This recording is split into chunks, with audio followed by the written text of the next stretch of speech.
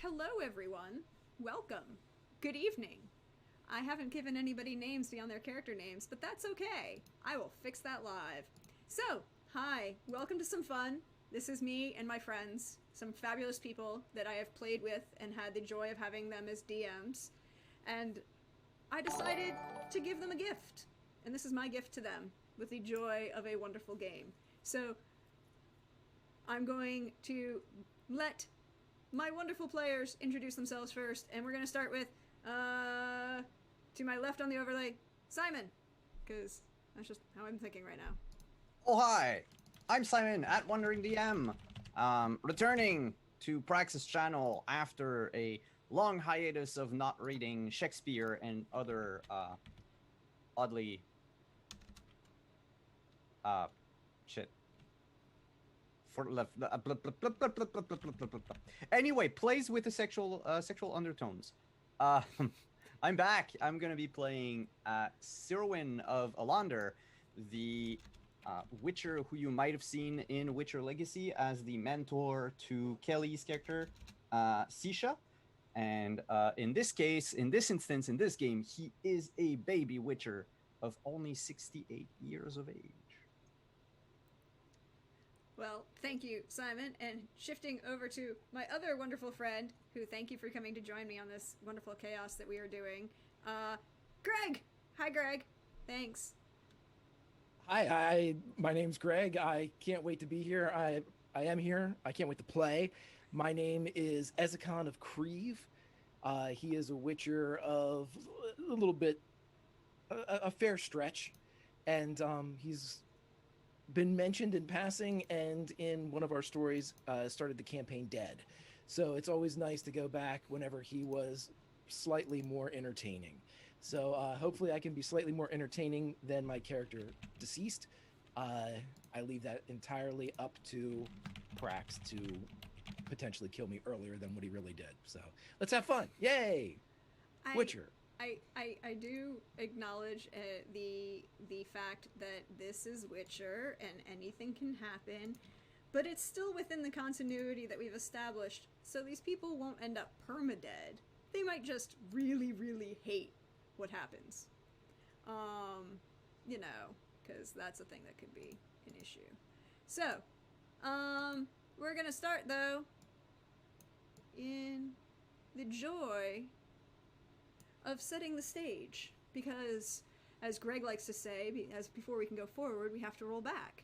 Then in this case, if you've been watching our little world of The Witcher, you know that we have to go back quite a bit.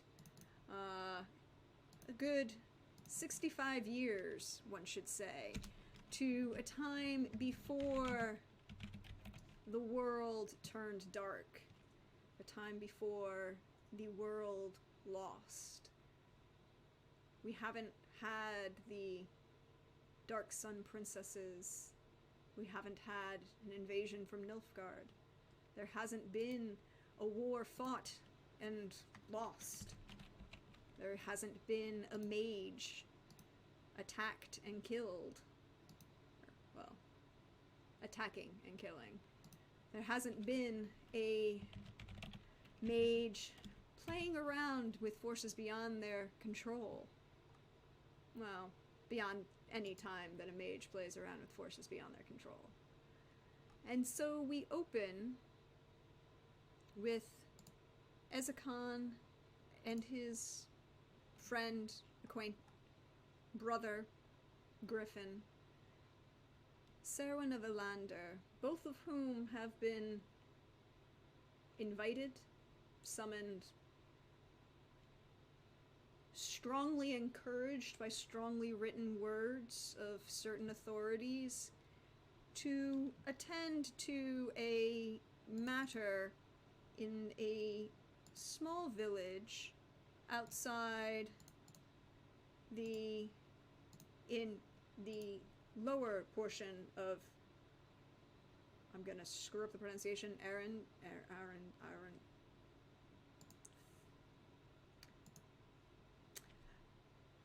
Simon. Pronunciation. Adairn. Thank you. Adairn. Lower portion of Adairn. In a village of Lapsfeld, where people have asked for your assistance, south of the Pontar, east, just outside what has been named recently Dol Blithana. You've both made your way here. It's a pleasant day, and for the most part, a pleasant travel. It isn't horrible or... For late summer, there's still not a lot of rain on the roads.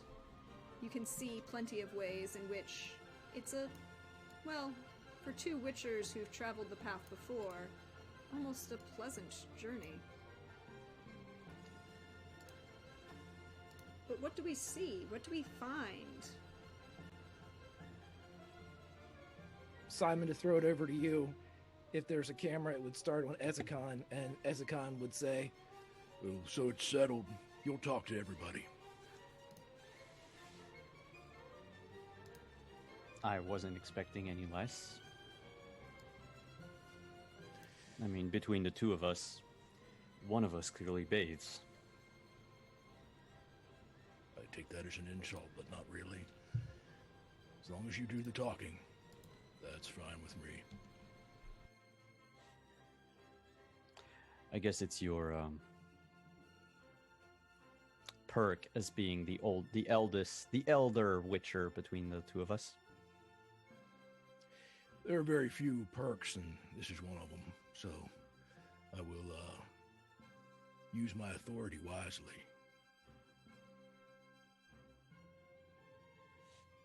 So as they were going on their horses, Ezekon would have like a gray.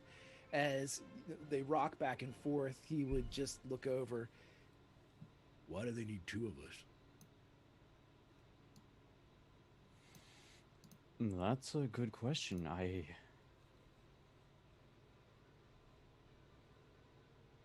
I think it might be too much for just a single witcher to handle, or they've heard of your reputation.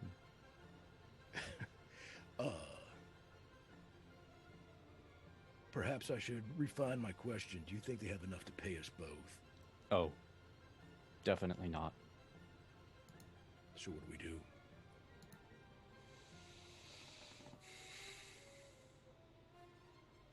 I mean, we both rode all this way. Someone needs to get the coin.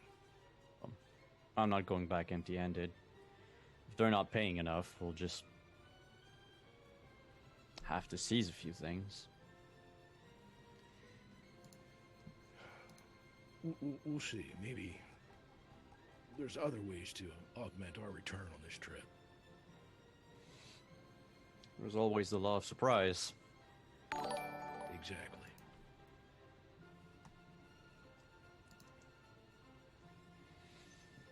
That is, if the two of us survive. I like our chances. And the entire time, Ezekon would be like, not wrapped up in the conversation. He probably wouldn't even be looking at his partner. He would be just kind of scanning everything and, you know, making sure that the world around them, while safer than it is in present time, is still a dangerous place. It is indeed still a dangerous place. The world is not, well, life on the continent is never great. It's never easy. It's never simple. But if one would like to make an awareness roll, you would both know, however, that the wonderful letter that you had received, and by that I mean quasi-command performance, was actually signed by King Demavend II, who recently inherited from his father, Vildemont. So, 22 and a 19. You're traveling through relatively open grasslands, forgiven value of grasslands. It's Adairn, particularly Lower Adairn, near the foothills of the Blue Mountains towards the valley of Dol Blithana. There aren't a lot of woodlands. It's farms and occasional crops of trees, but not large forests overwhelming. You have plenty of open things and open territory. Cute. So, thank you, Witchin, for that wonderful donation. And because I'm a kind and wonderful person, I'll even, I'll even use the same rules that Greg has. So that means I'll give both my players a +2 for that wonderful donation. I'm sure it will be wonderfully helpful for them. And therefore... well, Bill, if you want the winds to howl, you're going to need to need to help them yourself for that one. Hey now. But, as I said, the hill, if you've ever been through central Virginia, there's plenty of woodlands and trees, but lots of open plains and farms and fields and all of those wonderful things. So each of you gets Swallow, since we're using Greg's rules, which is +5 temp HP. I'm sure that won't turn into something useful in the long run. Or, be necessary at all to 2 Witchers under command from the king to travel to a small town. Kind of small. There are creatures, you see a couple deer, you see one very ornery looking badger who is in the midst of kind of arguing aggressively with one of those gray squirrels, which are inherently an invasive species and, don't have the smarts that God gave or anything else. And from that, you see the beginnings of the village open in front of you.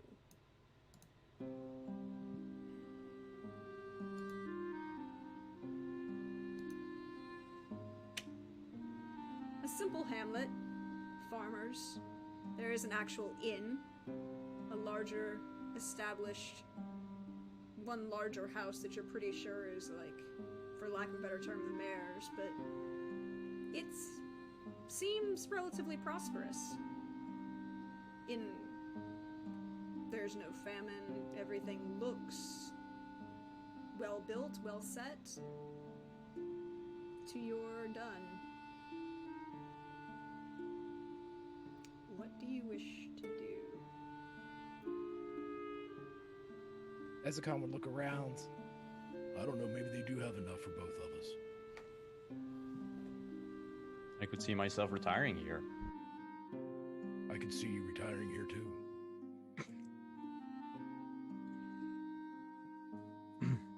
Less empathy, Simon. Less empathy.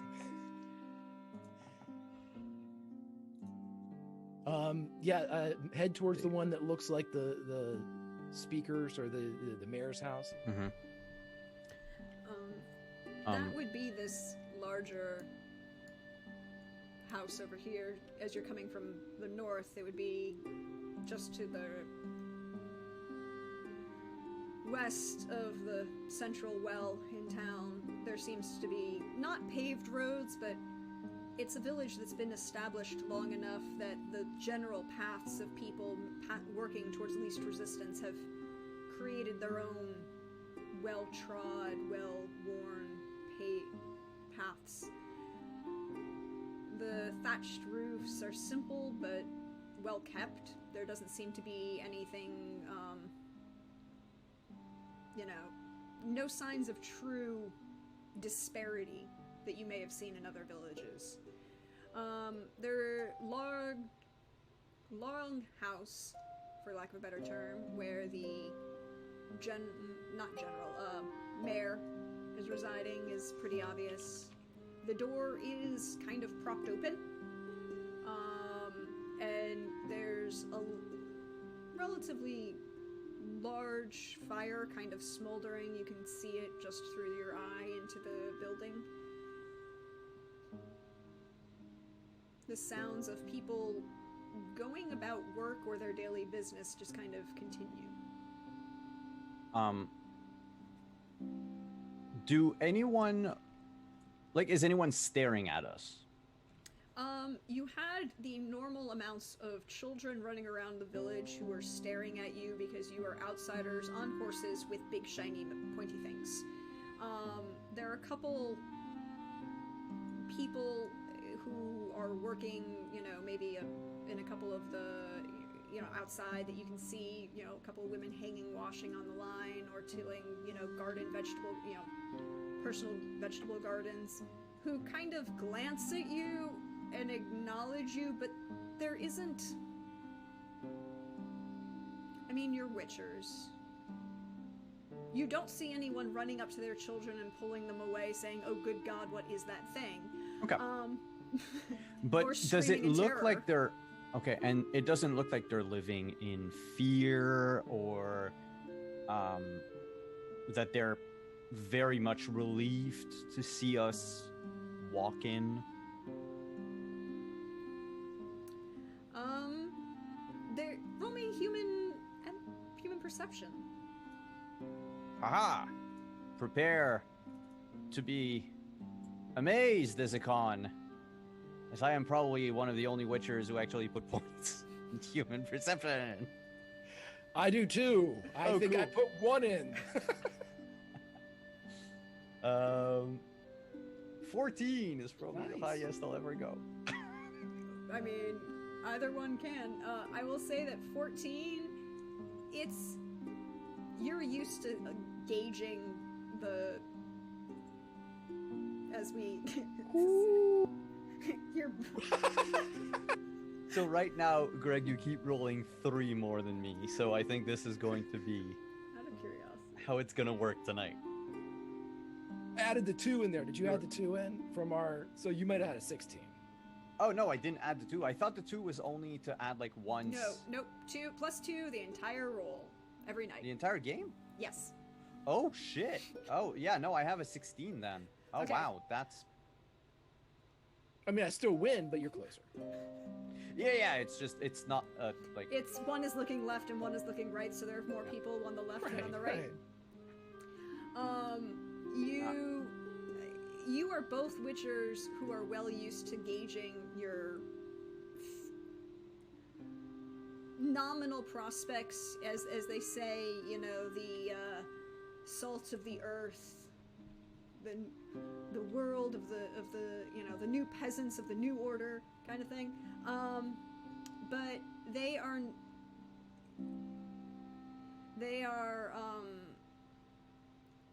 seem that level of hopeful that someone gets that they don't want to embrace it because they've been screwed too many times before. Mm-hmm. But you are 2 guys on horses with 2 swords on your backs who actually look like you're carrying, I'm assuming you both have both your silver and your steel swords. Then you would notice that they are definitely paying attention, that these aren't just random, knights errant or men-at-arms who want to see if they can make a quick buck. They are actually almost hopeful that you are actually who you seem you are to be. Whether that stays or not, well, when have witchers ever been actually happy in their lives? Well, let me rephrase that. When have witchers ever actually been happy with their interactions with peasants?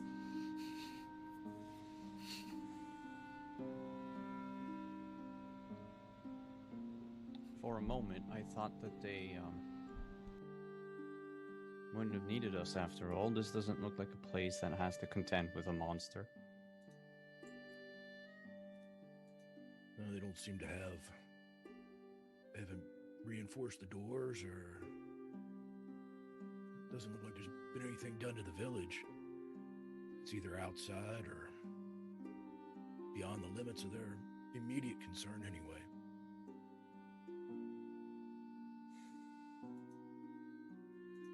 Well, maybe it is going to be a milk run after all. I'm sure. Foreshadowing, foreshadowing, foreshadowing. So, yeah, if you know what, actually, when they ride up to the well, Ezekon would indicate the banter that you say is coming from what would presumably be the tavern and the longhouse of the mayor. Which way?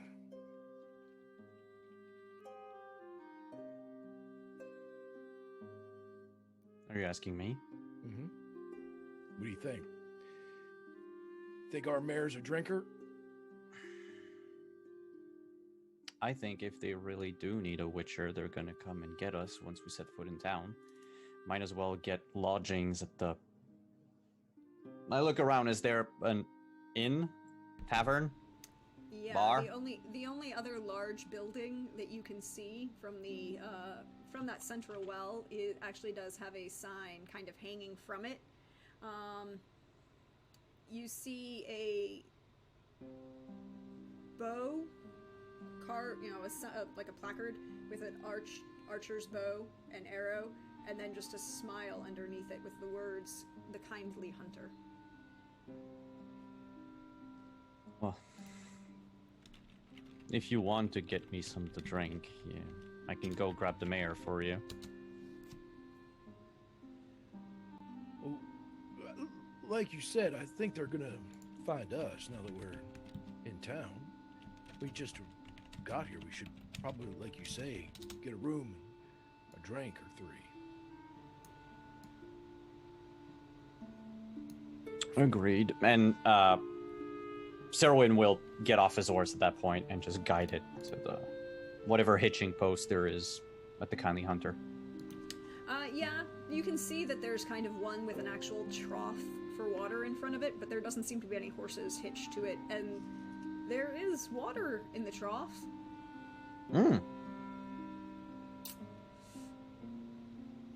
You can smell from here that it's been sitting there a while. Oh. Well.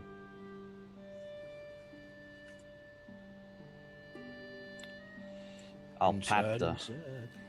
Yeah. I'll pat the side of my horse's neck and say,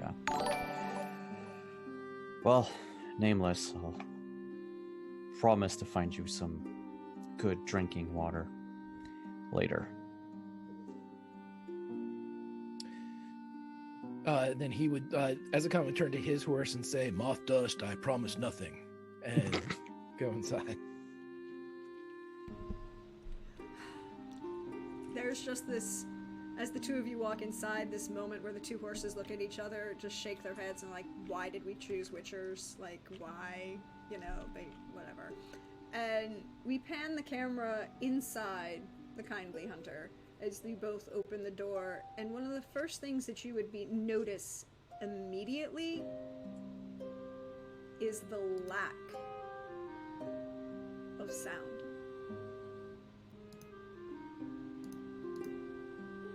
There's a fire crackling that you can hear. There's the scrape of plates and mugs, but not the sound of conversation or not the sound of music. Every tavern you've ever been in, even the poorest of the poor, would have some poor schmuck who, possibly extremely inebriated, singing about something. There's none of that.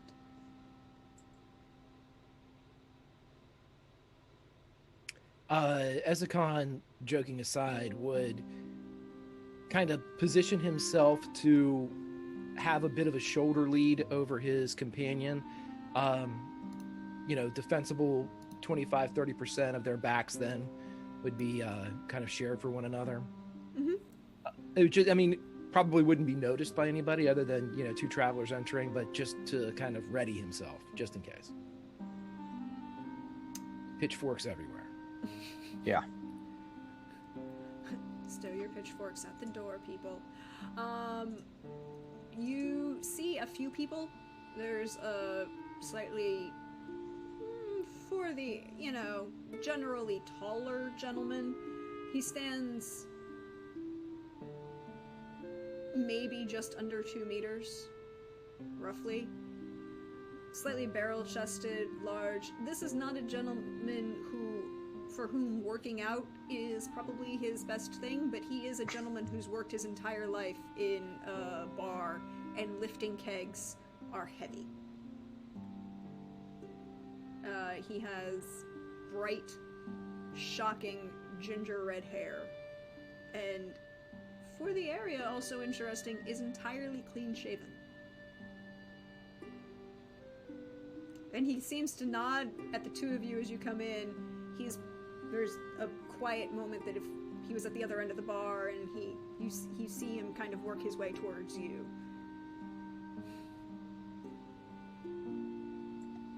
This is the liveliest place I've been to. I'm glad we decided you'd be the one to do all the talking.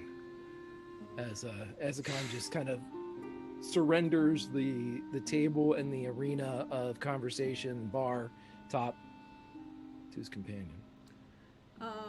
The barman makes his way over. He nods to the two of you and...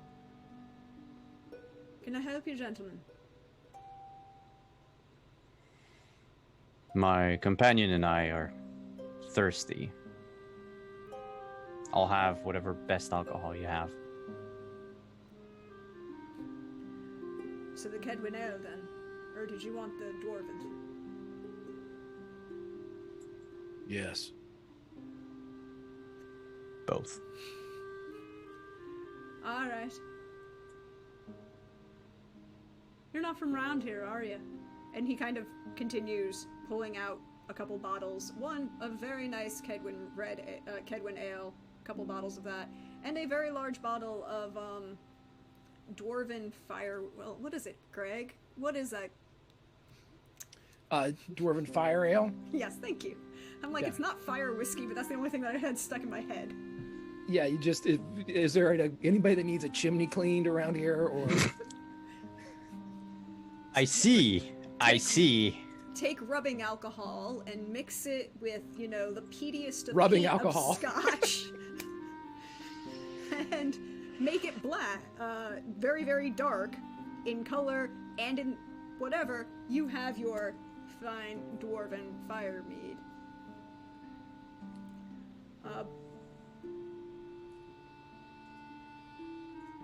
So, might I ask then, what we've been done to be gracing ourselves with your fine presence? Ezekon doesn't say anything, but he would definitely look over at his partner, because in a town that usually is under siege by some type of monster or something in the woods, the last thing they do is ask a witcher why they're here. Usually it's, They should start their sentence with thank Melitelli, you're here. Right. So this is one of those things where he turns his back to the bartender a bit, but the look is he just turns to...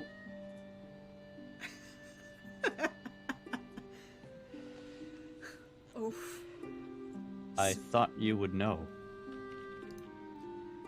Well, I don't want to make assumptions, as they say, that usually ends badly for everyone involved. But if you're here and you are who I think you are, like I said, I don't make assumptions. You'd be surprised at the number of crazies that come through a bar like this. It's okay. We're traveling notaries. Notaries, huh? Or is there The mayor's getting divorced. Who? I'll just take the bottles. Hand one at Ren. I don't know which one I'm handing to Ezekon. Is it the one that's literally on fire? Then I'll take it. Yes it is. It's fully... You can smell it burn your nostrils from 6 feet away. Through the cork. Do you mind going and fetching the mayor for us? Well, I'd happily do so, except the fine gentleman's been dead for about 3 weeks. I mean, I can port you to his corpse if that'll help.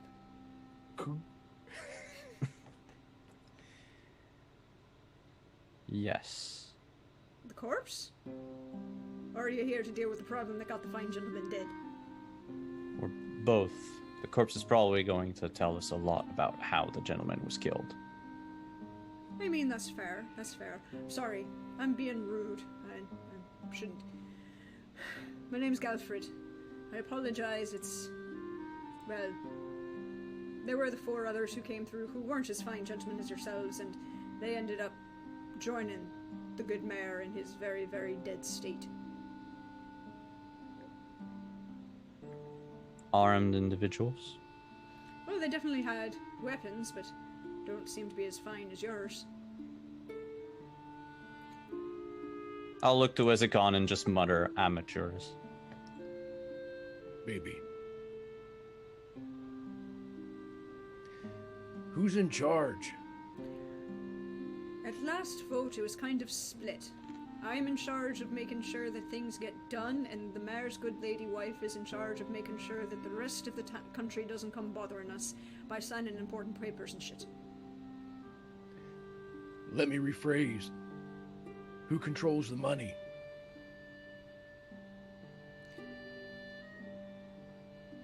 His good lady wife.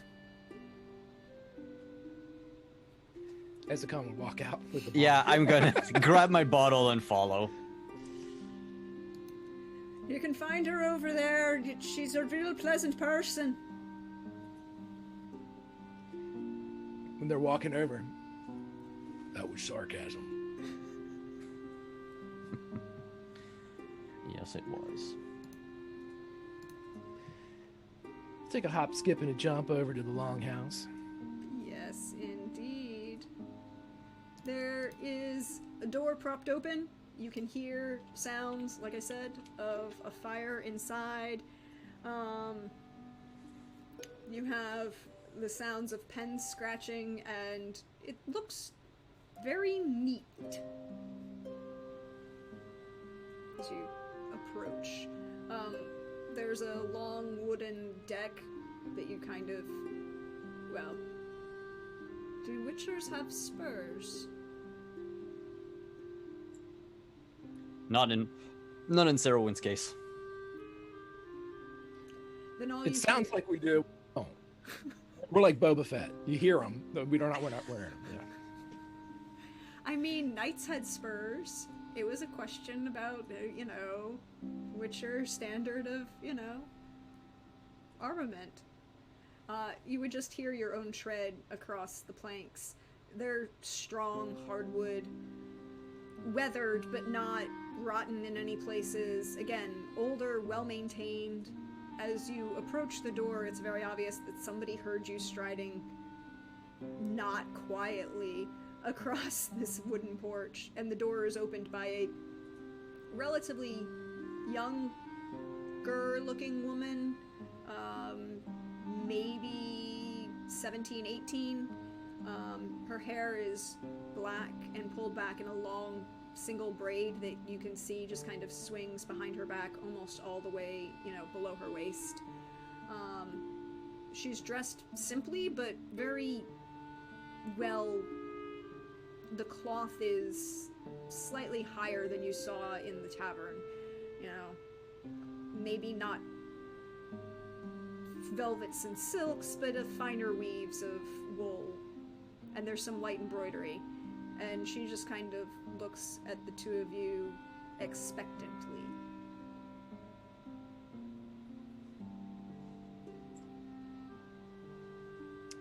We're here for the job.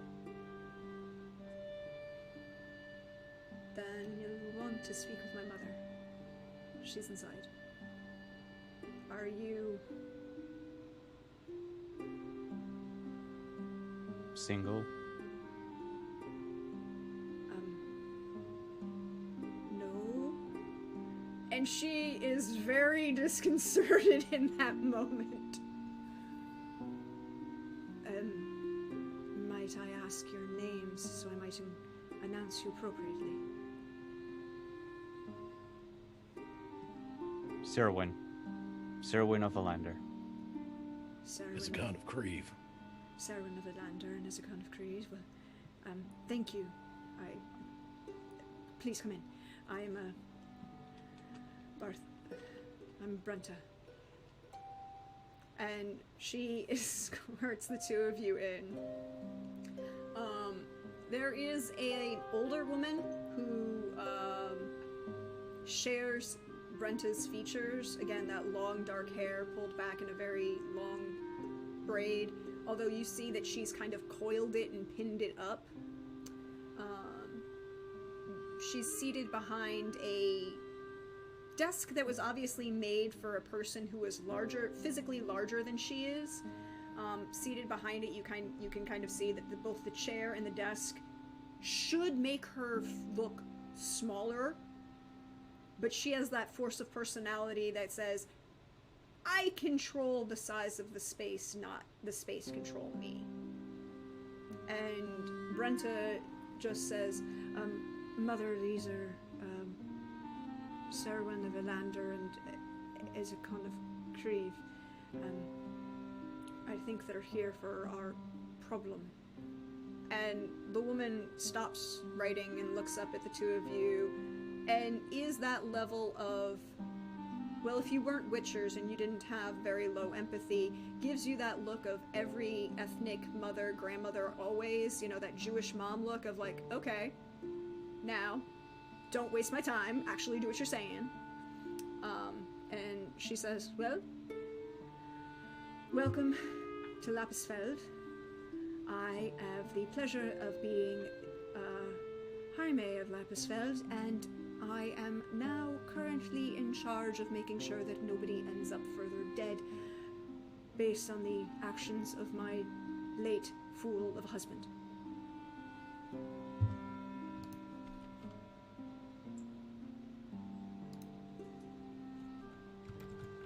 It's a pleasure. Also, condolences, I guess, are in order. I think What happened? Well, he went to go deal with the problem with the gentleman who said that they were well trained to deal with the problem, and ended up being ripped apart into pieces.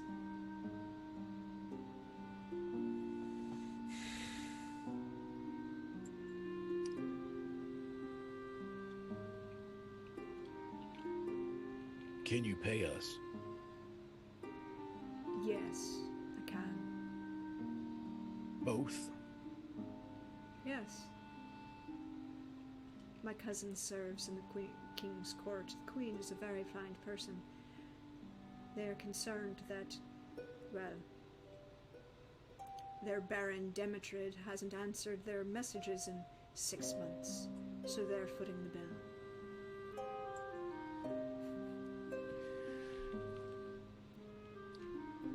Who are the other 4?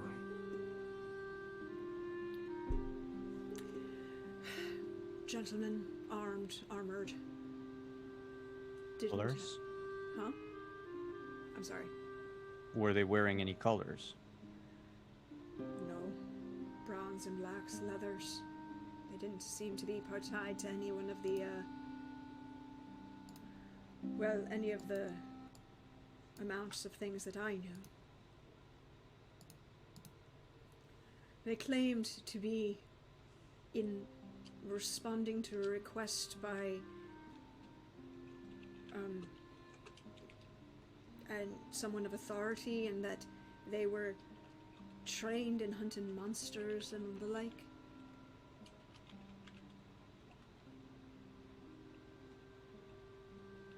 They didn't look like you, though.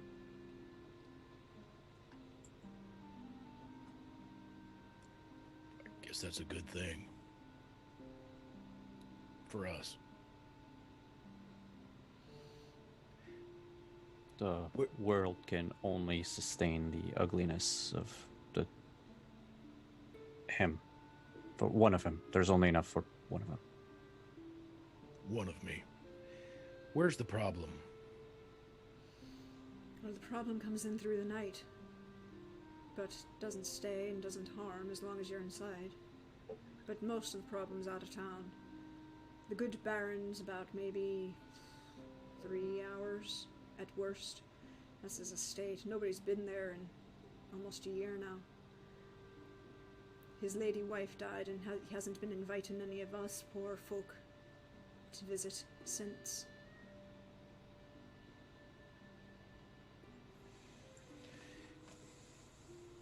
Ezekon would look at his companion and kind of shrug. Anybody else in town turn up dead? The people who make themselves a problem, it seems. We had a drunk who didn't sleep out. Well, he would be more likely to break into your barn than actually do anything of use. He and a couple of pigs didn't last the night. A couple of people who tried to stay up and watch and kill, they ended up dead. Has this creature gone into the dwellings of anyone? It doesn't enter the town, but you hear it howling in the night.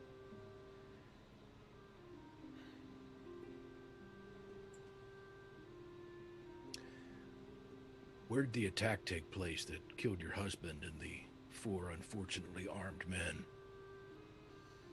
Southeast of town. Towards the river. And just south and east of the hunter, there's a corpse of trees. We probably Where are find the pieces of them all still out there. We didn't bring them all back in. and those that you did brought in? Where are they? Well, we ended up having to bury them. It was 3 weeks ago. And it was a bit of a mess. They were in pieces. Well, their insides were on their outsides, and a couple of their limbs were torn off, yes. I'll look to Ezekon. There might not be much we can glean from the bodies, but perhaps bite marks, patterns in how the bones were snapped, if that happened. Otherwise, I'm thinking claws, swords.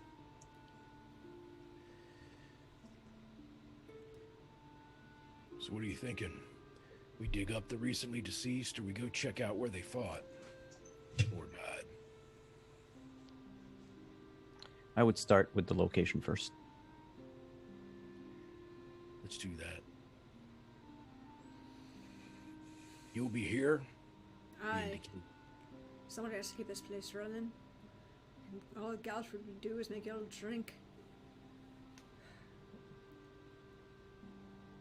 And she'd kind of nod, and you see a young-ish looking man, maybe 13, 14. This is my son, Alwyn. He'll show you where. And then he'll come back here. He's not going to wait for you all. Nor would we want to. I hope you understand. I'm not lacking in emotion on this one. It's just...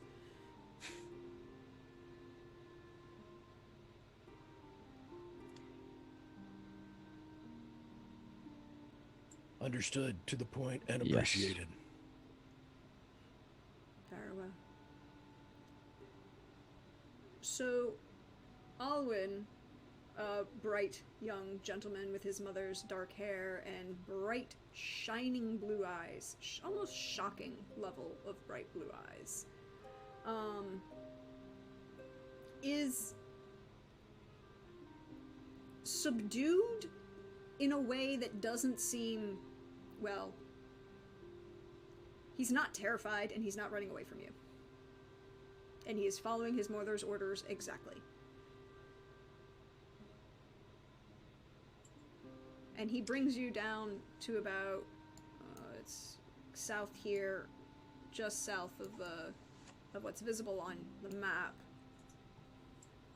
There's a court where there's a bunch of trees that lead to the river, and then the path continues down, but you see a clearing of sorts. He kind of points to that, and then literally turns around and walks away. Doesn't stay, doesn't wait for any questions, doesn't wait for anything.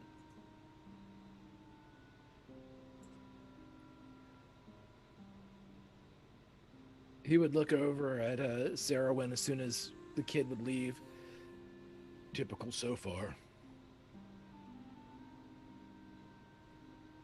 I was expecting a lot more deaths, though. For 2 Witchers to come here. When it doesn't seem that anything more than a drunk was killed before the death of the armed men and the mayor.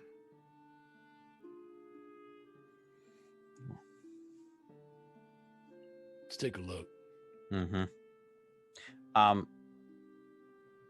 Seweryn would also pay attention to his medallion the moment we approach the area that the kid pointed at.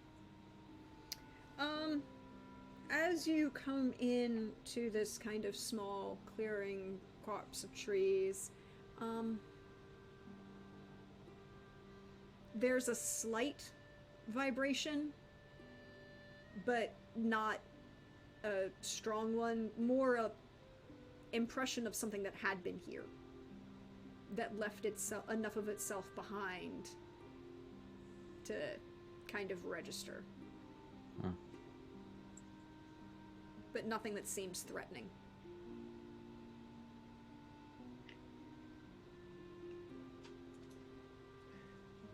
Well, Ezekon would take a...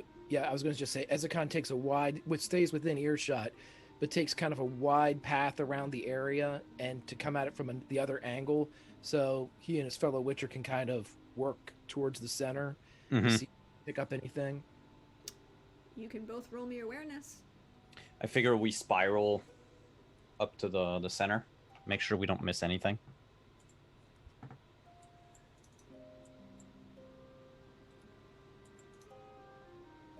Woo!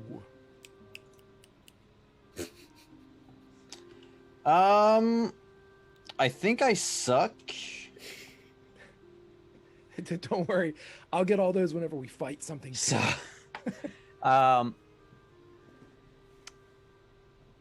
yeah, I'm looking in the air. You're distracted by something. You feel distracted. You're not focused for some reason. I don't know. Was it a pretty girl who smiled at you like 20 minutes ago, Seweryn? Is that what's distracting you? Well, I think anyone who doesn't like immediately sneer when I approach is a win. Ezekon is different right now. But for you, with a 28, you're coming through. A couple things you'll notice immediately. There are, like, deep claw marks in the ground of a quadruped of some sort. But there's also burn marks.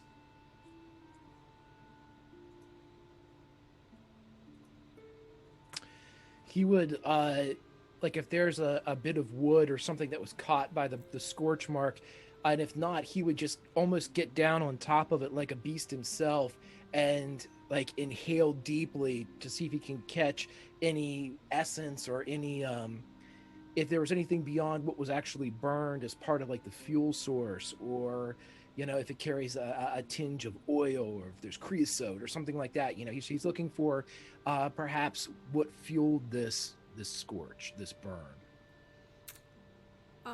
With the 28, you know immediately that there's nothing, there's no accelerant. There's no oil, there's no alcohol, there's no lard, any of that. But there's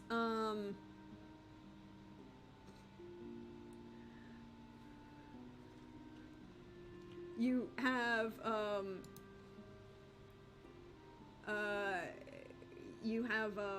a large number of things that are burned in a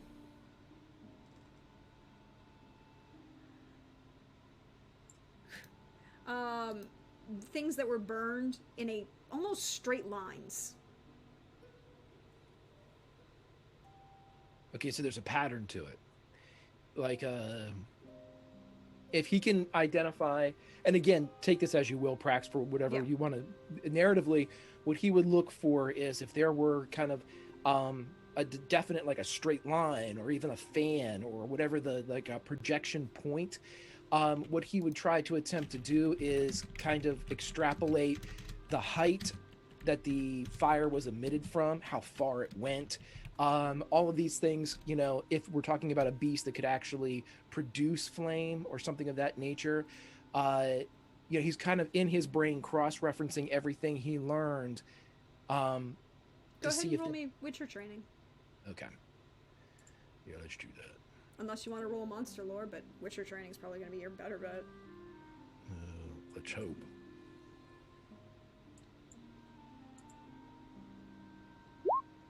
Oh, there it is. There it is, everybody. There's the big fumble. We roll him a fumble. 14. Ooh. Still not too bad. I mean, Not too bad, not too bad. On a 14, you notice a couple things. Number one, that there are a number of tracks here. And they do cross over each other, but there's enough here that,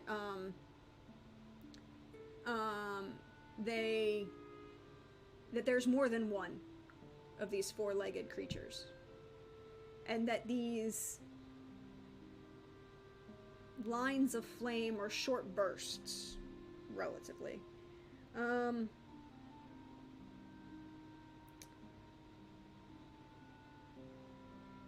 And you put that with the thought that the good Lady Jaime told you, and you come to a not so great conclusion.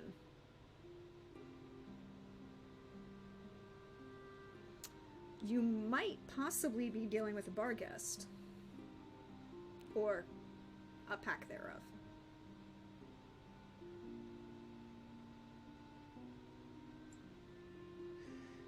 he would share his findings with his companion, and What do you think? That's probably why I didn't see anything in the sky. They don't fly. I don't know why I... Rookie As above, mistake. so below.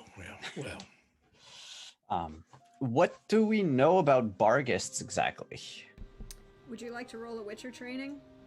I could try. You could try. Or you can roll education.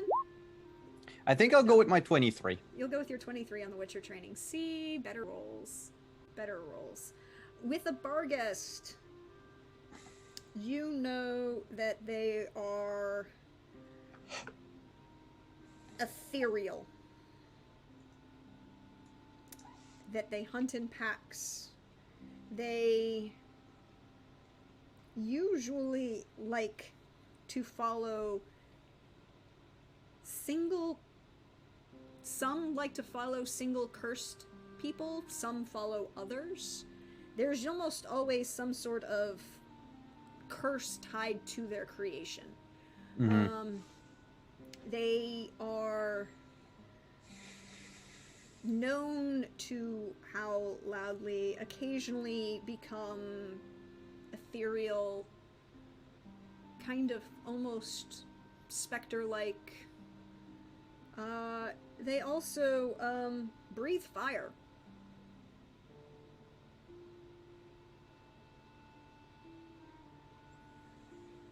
Oh, no wonder our armed friends couldn't do anything.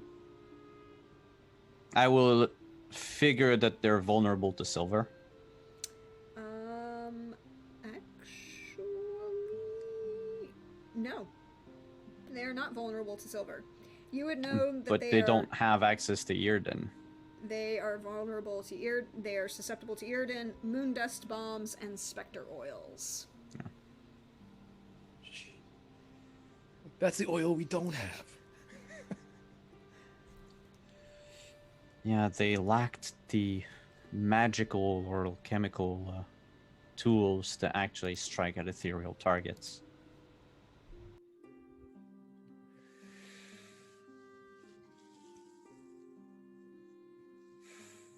Do we hunt or let them find us? They normally attract the curses. if they're here, if they're hunting here, it means that there's a curse at work in this village. And correct me if I'm wrong, Deirdre, but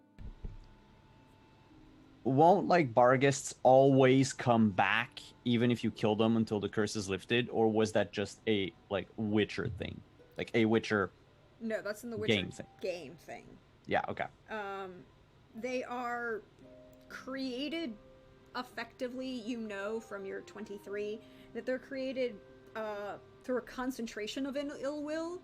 So it's more like the curse exists and it acts like a flame to these beings who are like, ooh, there's a nice shiny curse here. I'm going to go enjoy this place.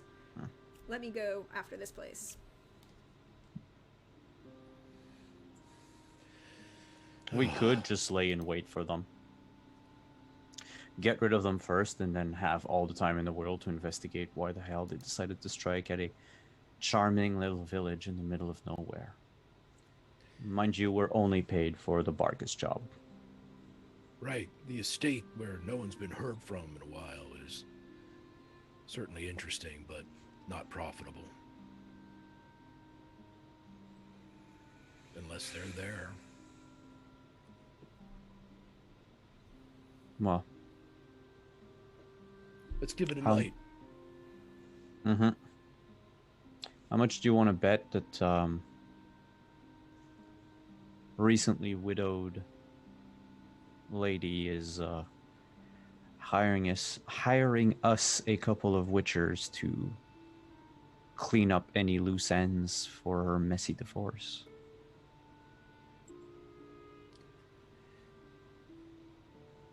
This is speculation. As long as coin is provided and a service that we are sworn to do is upheld, the politics don't interest me.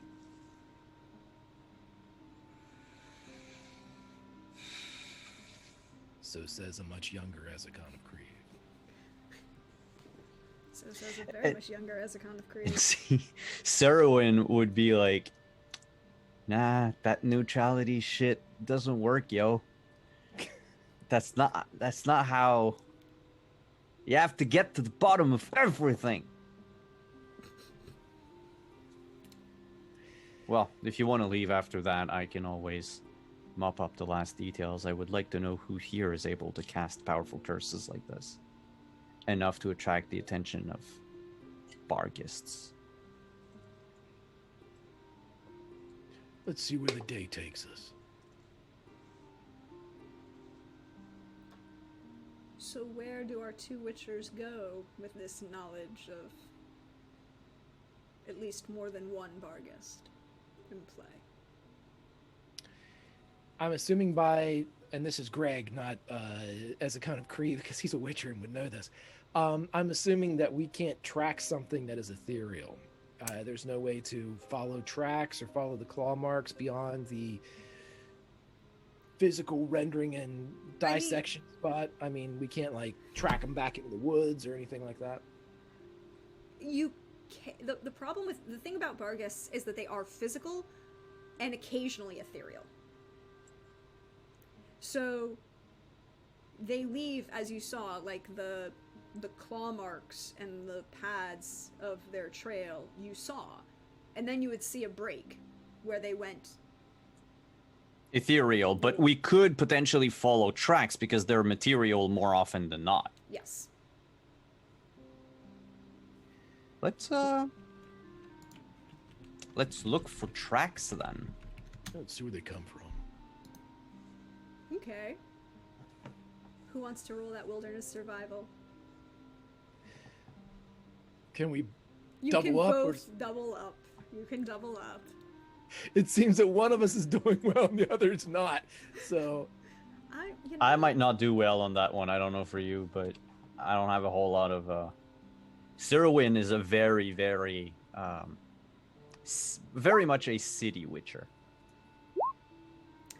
I mean, Seweryn's not bad, right, yeah. but Ezekon definitely hasn't beat. It's difficult, and Seweryn, you're following along pretty well for most of it, but then there would be a couple times when you would lose the trail when it goes ethereal. But Ezekon, you also are used to tracking in the woods, so there's that level of knowing that when you're tracking in the woods, it's not just following the trail as it exists, but also observing the terrain and making guesstimations of the next shift, where things will return. So when you lose the physical trail, you can make a better guess of like, well, it's going to pick back up in about 5 yards here, or it'll be over here behind this ridge, or they went across this particular branch of a creek or something. You continue. How long are you going to continue to follow these? Just out of curiosity. You've gone about a good hour by this point. How much daylight do we have left? Say you arrived by midday, so you've probably got at least a good 3-4 hours left. Hi, Stephanie. I mean, Ezekon, the closest we get to their lair, the closer it's going to be to nighttime, the sooner they're going to be on us. I mean, I see it as a win-win. Sure. It's just a walk in the woods as far as I'm concerned.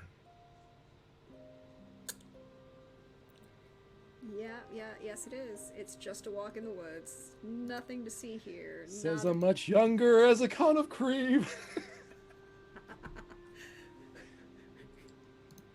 who you just feel... Ezekon, you just feel the weight of that ring on your hand a little bit heavier than when you say that. Who in about 50 years will be saying shit like, never walk in the woods at night, never hunt down things.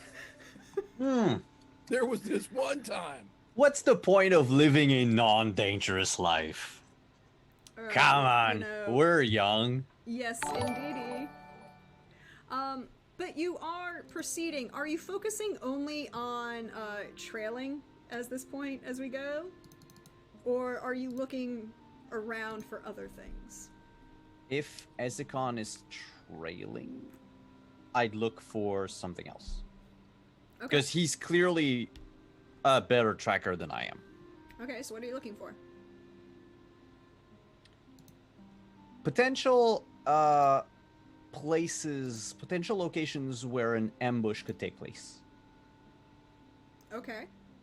Because, you know, if they come out at night and they're on the hunt, I would rather know ahead of time, like, which places they could potentially jump us. Mm-hmm. So then my next question becomes, as you're following along, you are not,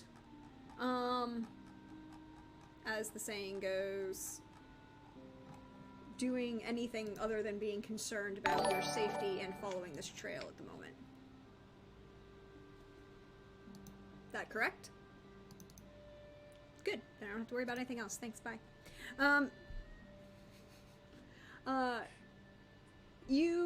It doesn't take long for as you're mostly following the river, for this path to kind of, you see this path kind of finally make its way to a more actual road, in the sense that it is actually a road with enough wear and tear on it that it looked like it had been cut intentionally. There are wagon grooves. It's not paved by any means, but it's an actual road headed northeast. Or excuse me, northwest. Towards, as you would guess, Vergen. The trails do not follow the road northwest. They continue southeast.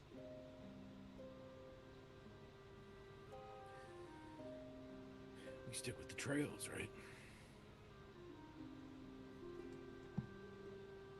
I'm following.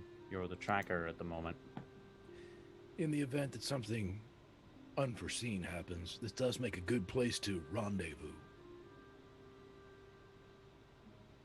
Seweryn will just look around and like make a mental note of where they are. Make sure he remembers.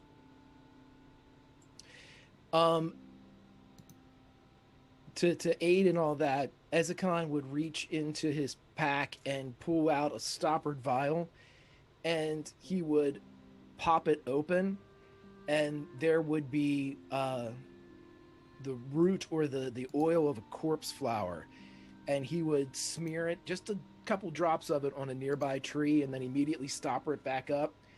But that in and of itself should, if they become completely disoriented, the smell alone should be able to draw them back here. Mm. Yeah, that thing stinks. Especially to us. Good thinking. That's probably what I've been smelling on you the whole time we've been traveling together. Maybe. I mean, sure. Let's say it's that. That's what it is. It's my corpse flower. Okay. Gonna leave that one alone. So you're continuing to follow the Bargist trail then? Yeah. It does not take long. You see in the distance beginnings of a small manor house, like a working chateau level manor house. Not anything big, fortification or giant castle, but a stone building with multiple rooms that seems to have a large number of fields around it. Inhabited?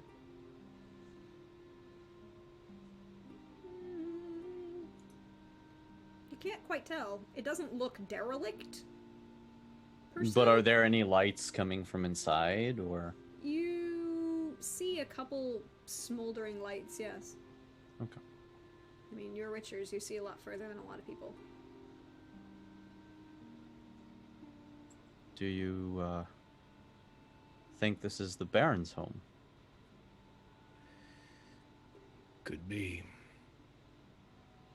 Probability of the two things being connected was always high.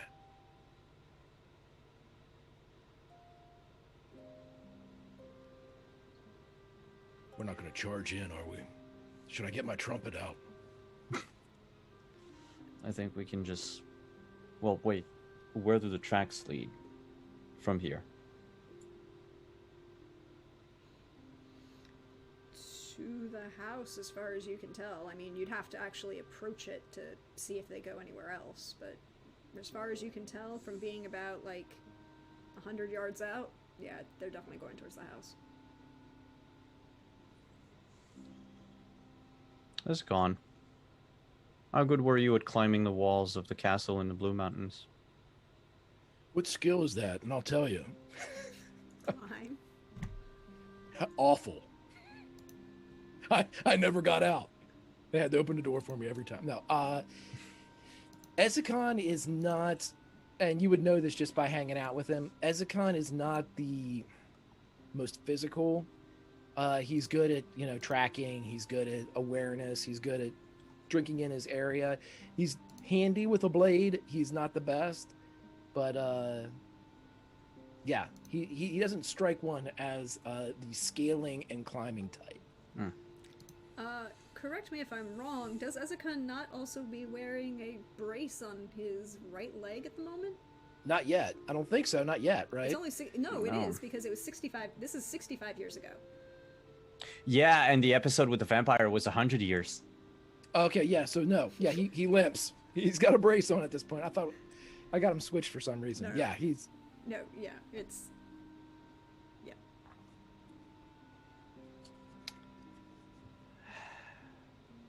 Do you mind waiting for me? not at all. I will keep watch. And Seweryn will try to find not something that is very high, but like maybe a second story window where there's ample handholds and footholds on the wall. Because I figure this is like it's a stone manor or something. Yep, stone manor. It's not smooth necessarily, probably built with field stones. Yep. So yeah, if he can find purchase here and there on the walls, he he would climb up to maybe the second floor and take a peek inside. There are lights on, multiple stone floors, heavy fires burning, lights, other things. And could I maybe slip through inside? You can. You can indeed. I need a stealth check, though. Absolutely. I'm not gonna make you try and roll the climb, but the 20 20. is very stealthy. You're very, very stealthy. I'm gonna just see if anybody notices you. Hold on. Apparently that's a thing that I closed, which would be difficult to make things work if I don't have right character sheet.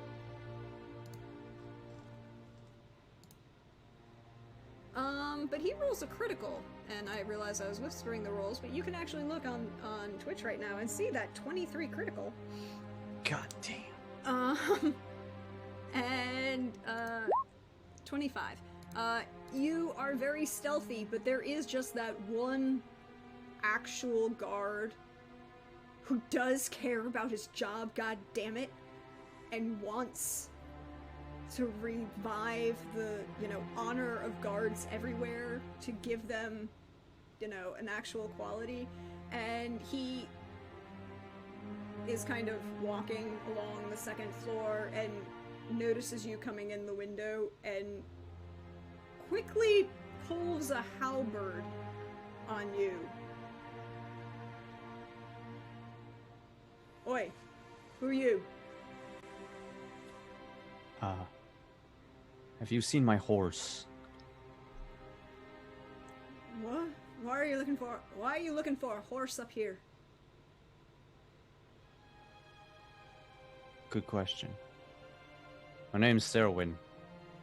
I'm a witcher. Okay.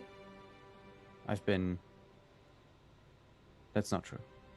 My compatriot and I have tracked a fell beast to the doorstep of this establishment. It looked deserted. And his lordship's here, I'm here, and fell beasts can stay the hell out. So, Then let me go knock at the door. yes. And he kind of uses the halberd to kind of gesture you back out the window. Mm-hmm. Yeah, I'll climb back down and pitifully make my way back to Ezekon. What happened? Well, apparently this place is inhabited. They have guards, even, with halberds.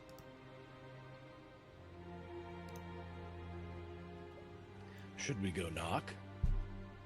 I think we should have tried that the first time. It looks deserted. I mean, honest mistake. They don't seem to enjoy lights, I guess. Did you use the old looking for my horse trick? I tried. It really does confuse people, but there's no follow-up to it. No possible logical follow-up. We have to think of a follow-up. Walking towards the door as we do this. Walking towards the door. The youth will see now standing at this door, this guard, tall. Well, wait, hold on, where did I put the thing? And it's then that you notice a couple interesting things about this guard. Number one, this guard is not human.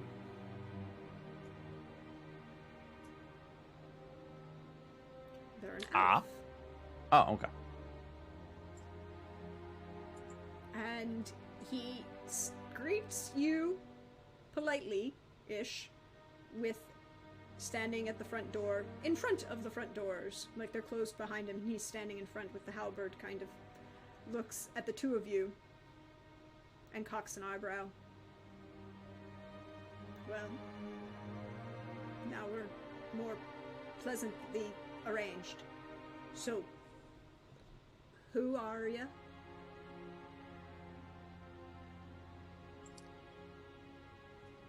I would reply in Elder speech. My name is Seweryn of Ellander. This here is my brother in arms and an oath. And I'll just elbow Ezekon. Ezekon of Kreve, in Elder speech. And if they are a parent, or if there is a way to draw attention to the actual tracks and trail that we've been following, just because he wants to see the reaction. You notice that the trail doesn't seem to come. It totally disappears near the house. Like, they were.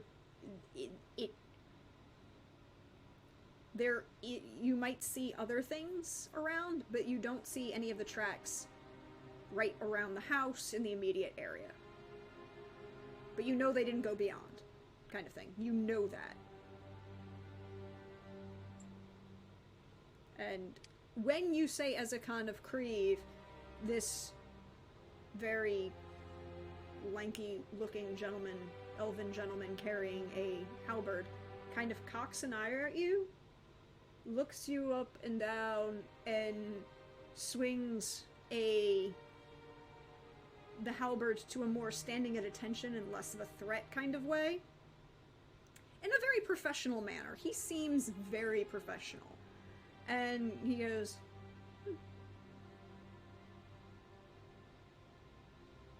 So, why here? Two of your sorts are rare, I would think. We're tracking a beast. Can we speak to whoever's in charge?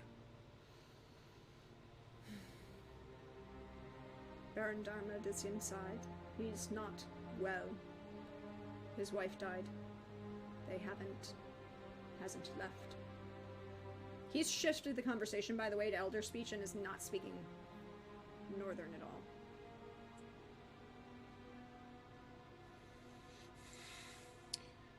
Can we see him? Yes. Come on in. And he would gesture you inside. He would lead you to this fine sitting room. Here. There is a gentleman seated in a rocking chair, kind of to the right of the fireplace. There's a nice couch in front of it. Everything here is not derelict, but there's a level of lack of care, right? You see where there was once a very high level of care, but it seems to have fallen. There's papers piled around, there's dust building. Nothing's worn or torn or, like, rodents getting everywhere, but there's just this hint of depression in the very space. And there's a gentleman seated, young, maybe 25 at most. His hair kind of, what was at one point very neatly half pulled back with a little braid is kind of messily coming undone. It's a little greasy. The stubble of his beard shows that he hasn't shaved in probably at least a few days, maybe a week. And he's holding, like, he's playing with the ring in his hand, just spinning it around in his hand. And he looks up, and he looks at the elf and goes, "Ah, Tristan, it seems we have visitors. You are..." He does not rise to greet you. Seweryn of Ellander. Witcher. Ezekon of Kreve. Well, Witches, thank you for joining me. How may I be of assistance?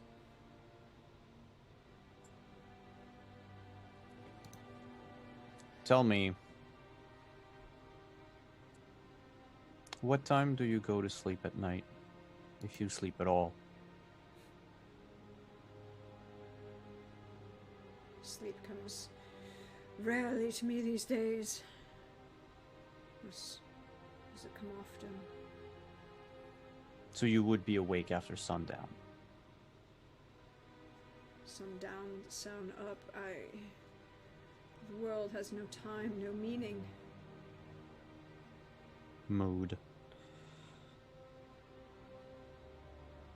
Would you perchance have heard owling once the sun comes down? Is the howling outside or in my dreams? Or is it me howling again, my grief?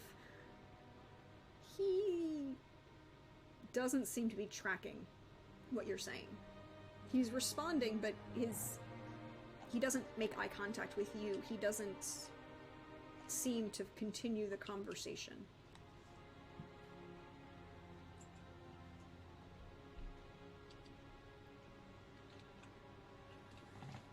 Oh, yeah, no, go ahead.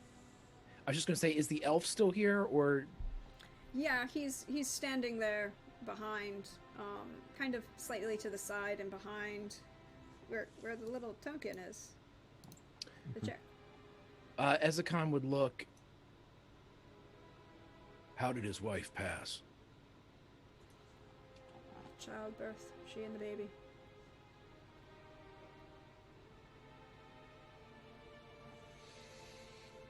Where were they laid to rest?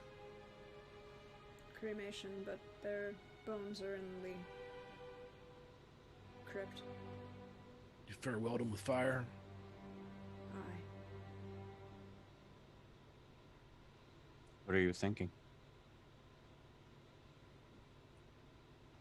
He would look over and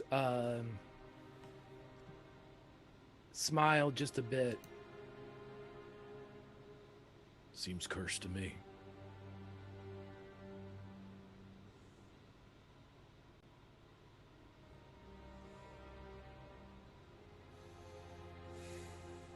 And seeing how we're very close to shit, what was his name? Tristan or Dermot? Dermot is the Der- Baron. who Yeah, looks Dermot. Not really well. Seeing how we're pretty close to Dermot at the moment, would our medallion do anything? Is there a faint trace of magic about him?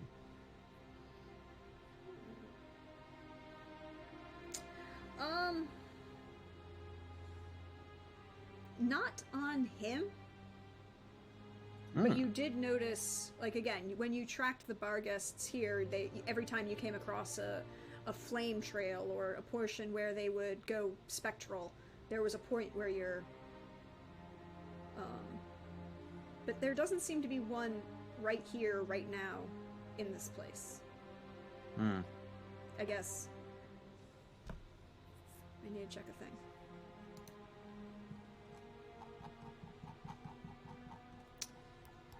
Can we check out the where the bones are laid to rest? See if it gets stronger, or if there's Yep. any indication of like residual post-mortem cursing or something of that nature, or if they're even gone. Boy, wouldn't that be a hoot? And us without our specter oil. I mean... Yeah, but we have stuff. I mean, Let's take it. Well, Prax does something, Simon. I'm gonna take a time out real quick. As a DM or GM for a Witcher, you and I both know I have given my Witchers, JF, Billy, Josh, Matt, plenty of shit for not preparing themselves when they know that they need to specter oil up or hybrid oils. And here we are. not We have prepared. made But no indications. so I have killer whale on me, which means that worst case scenario, we find the nearest, deepest body of water Just and we jump in. hide at the bottom. From what I've played in The Witcher 3, ghosts don't go underwater. Right, their physics don't allow it. They clip. No, they and just so think- yeah. we'll be all right. But this is set in 1205. Witcher 2 hasn't even been... I mean, Witcher 1 technically hasn't even happened yet. Oh shit, Witchers don't know how to swim yet. Right, we just die when we jump in. But you do whatever. I actually... Huh.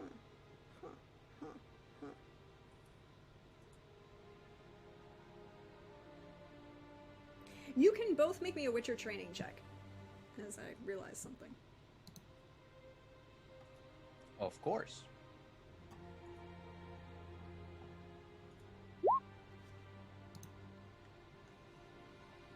No, 19. Ezekon with a 22.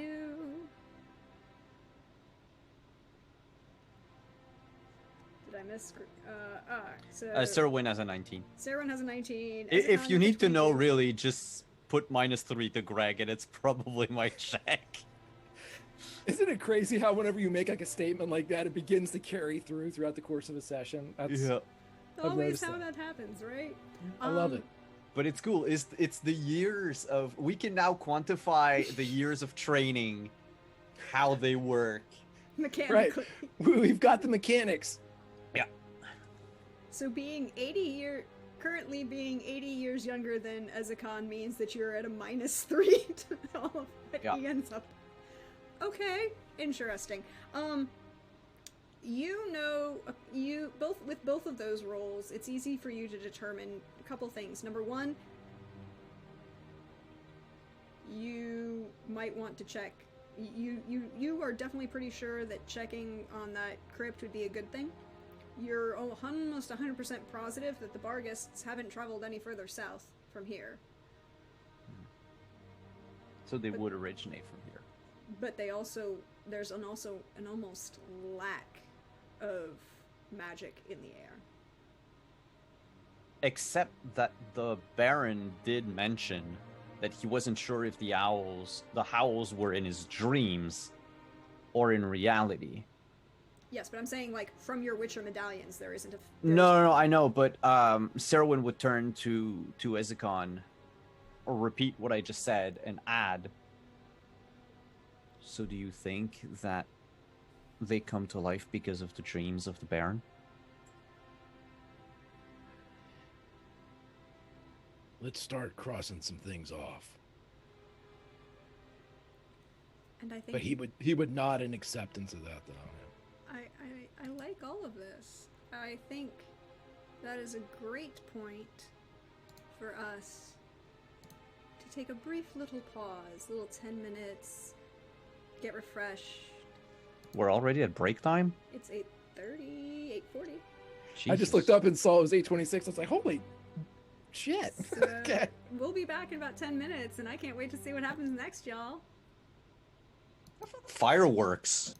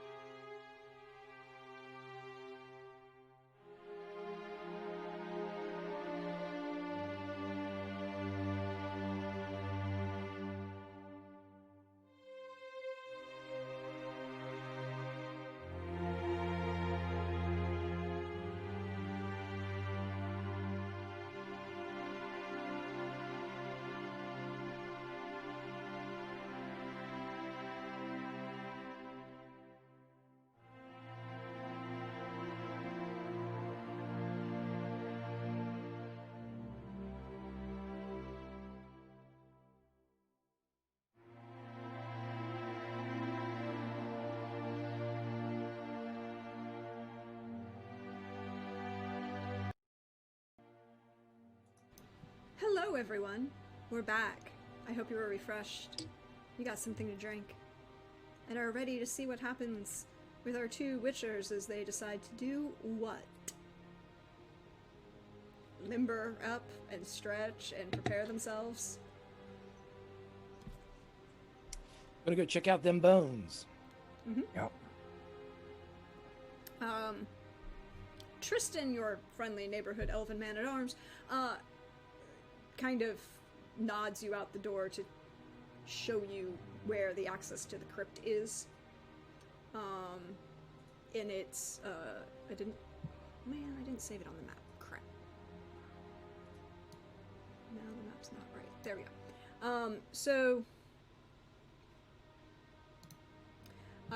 So you would find a small entrance to a, like, mausoleum, more than a crypt, but like a mausoleum, in this area of woodland.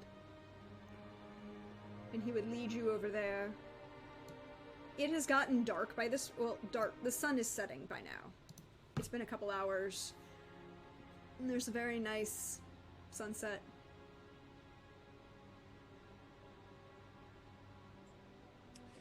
And no howling. Not that you have heard at the moment. Okay. This is where I meta just a bit, Simon.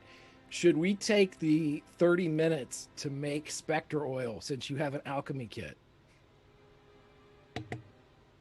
Oh, before we go in the crypt? Yeah, just for shits and giggles. I mean, you know if they're Bargus that they're susceptible to specter oil. You do know that. Yes, I think we should. I mean, let's play this right? I mean, Cool. Yeah, no, definitely. And it's I was going to say, like, oh, let's wait until we're in the crypt, but what we can do is, if we gather the stuff before, while we do stuff in the crypt, I can have the potions bubbling. yeah, or we can make it not apply until we need it. Yeah. You know, we can Oh take yeah, it up- just like create it and yeah, just have it with us. Yeah. It's actually 15 minutes. Yep, it's 15 minutes and BC 16 Oh, per dose. Yeah. per dose. So Yeah, half an so hour total. Half an hour to get us both spectered up, which might be better. we can. I mean, it's probably going to take a half hour to just investigate the whole crypt and stuff. I'll get the things going. Okay. Where would you be putting your alchemical? Outside of the crypt, right? Okay. I'm just gonna focus in a little bit and put you. I'm gonna sit outside. Ezekon, you're gonna be good with checking out the bones of the deceased. Sure. I Or- can check oh. those out. Or you want to wait until this is done before going in? Well, I mean, in theory, you would like to have your gun loaded before you walk into the saloon, but Because okay, I get it.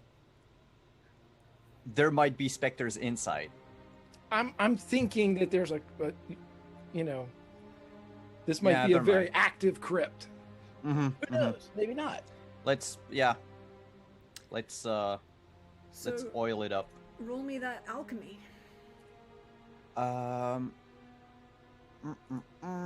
Alchemy. Yeah, I'm getting there.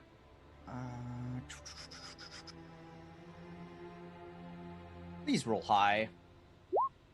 Ooh. Just a 20. So that's your first 15 minutes. Mm-hmm. Uneventful. You have perfectly bottled 1 dose of blade oil, and Oh. barely in the dark of night, just before the sun finishes setting, you get your second bottle. It's the lowest. It's the lowest I can roll.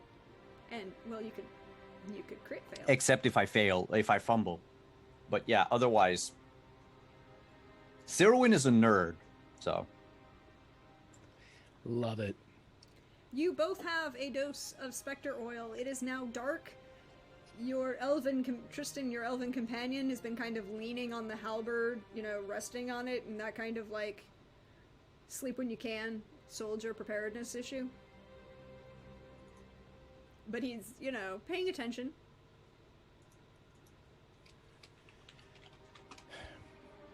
All right, so We want to go in here and check this out, and then Yeah. let's do it. You enter through these stone doors of this mausoleum. Again, it's much more of a mausoleum than a crypt.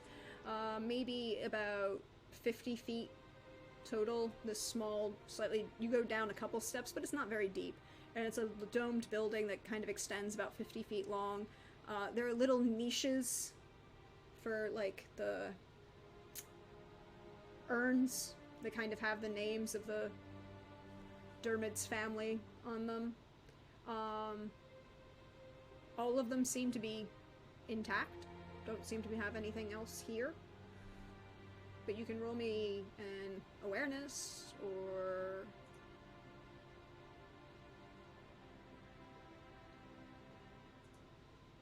Or? anything else if you want to make me an argument for it. Well, with a 27 awareness, has anything been disturbed? No. Nothing has been disturbed. Ezekon, you're coming down and you have that moment when you hit the stairs just wrong enough that you feel it go through your knee. And you have to take that my moment. knee! You have to take that moment to just kind of be like, oh, and it kind of distracts you as you're still looking around for the first time. But no, nothing's been disturbed. There's a fine layer of dust here. There's a candle in front of one of the urns about, one of the niches about 3/4 of the way down. Seems to have burnt itself out recently. The wick is, and the candle wax are still there.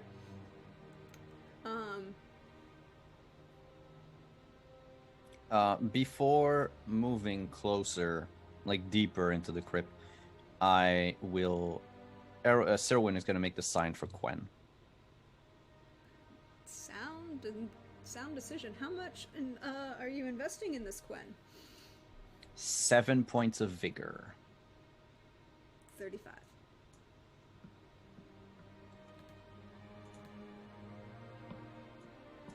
And I'll even be kind and give it to, not worry about the 1d10 rounds. It's not 1d10 rounds, it's 1d10. It's 10 minutes, 10 minutes. Oh, it's not until exhausted anymore? Nope, it's 10 minutes. Oh, then never mind. Sorry, it's because I still have the old PDF. Yes. Right now it's 10 minutes or until the total number of hit points are gone. Oh, yeah, no, I'll wait then. Mm-hmm. Okay. I know, because I had to look that up recently. For reasons that aren't really a concern right now. As you proceed down, there's nothing here. I mean, there's, it's dust and bone. Where's the coffin or the urn or the alcove where her bones are laid to rest? And Tristan would point Lady Ashland's remains being the one with this burnt out candle in front of them. And the child? With her.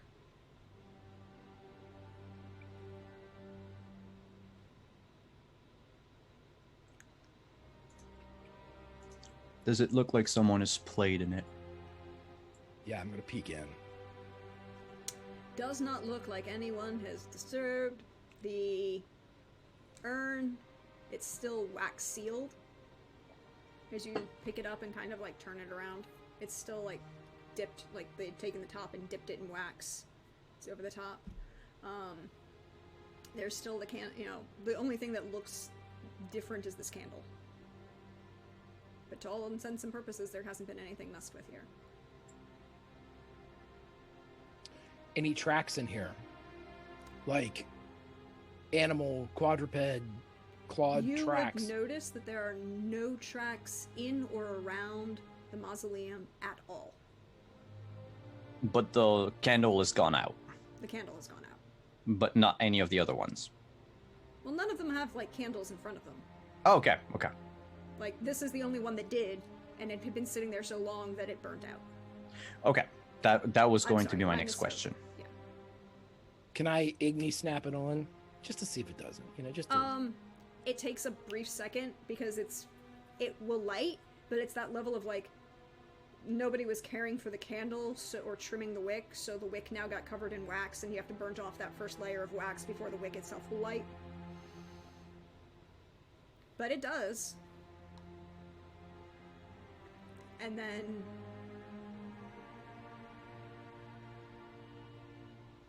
you hear something outside.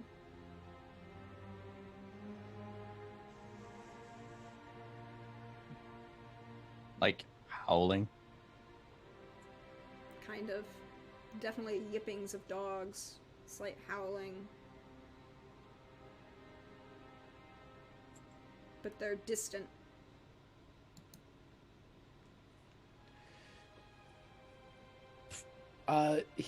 Ezekon would pull out his spectre oil and get that ready. But he's gonna pay more of attention to Tristan for the first time, perhaps, in this entire exchange. And now that they're down here alone, relatively speaking, they are surrounded by the witnesses of the deceased, but Ezekon would say, Why are you here? I made her a promise. I'd stay.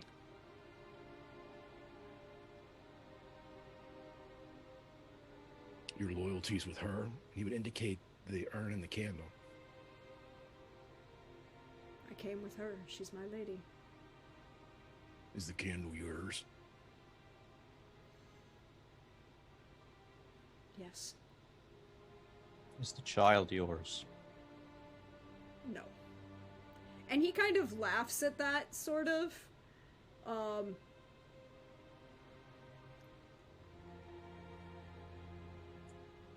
And just gives you a look, and then looks at Ezekon, and then go, not really my type.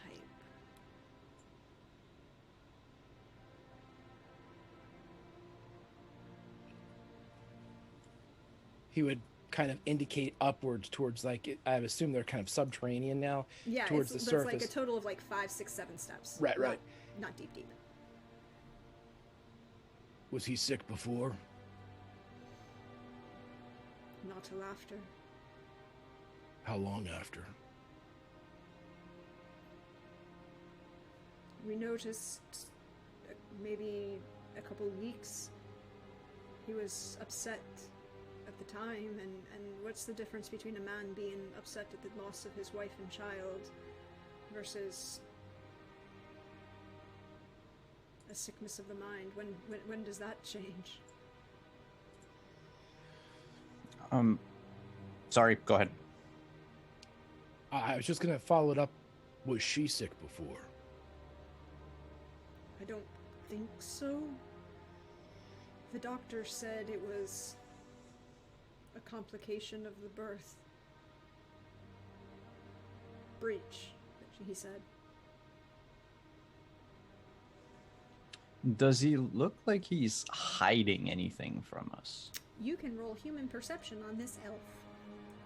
I will, and I will pump 2 points of luck into it. Cool.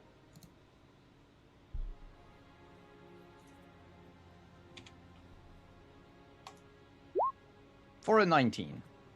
On a 19, he is being relatively candidly honest. He is definitely not interested in the female of any species. And he made her a promise that he would stay to care for Dermid. Uh-huh. And that as far as he's aware, you definitely get the impression that he may not have been actually physically present at whatever happened in the birthing room, but according to the doctor or the midwife, she just had complications from childbirth attended by a breech birth and the baby died. Okay. And I don't know if you would count my human perception for this other question too, but do you think Lord Dermot was angry at the midwife for the death of his wife? No. I don't think Dermid can get angry right now. Last time he got angry at someone, he punched Galfred in the nose and broke out 2 of his teeth.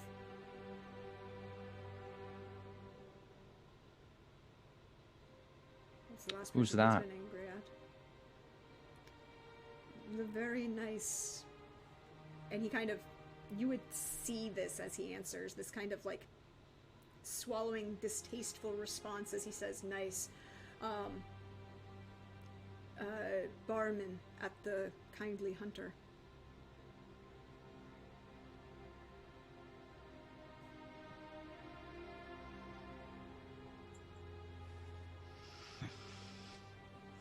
Did you see the babe? Her ladies took care of it. I was told that there was a problem with the cord. Got wrapped around its throat.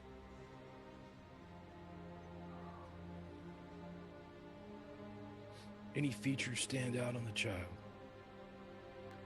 Well, the ears kind of apparently were distinctive.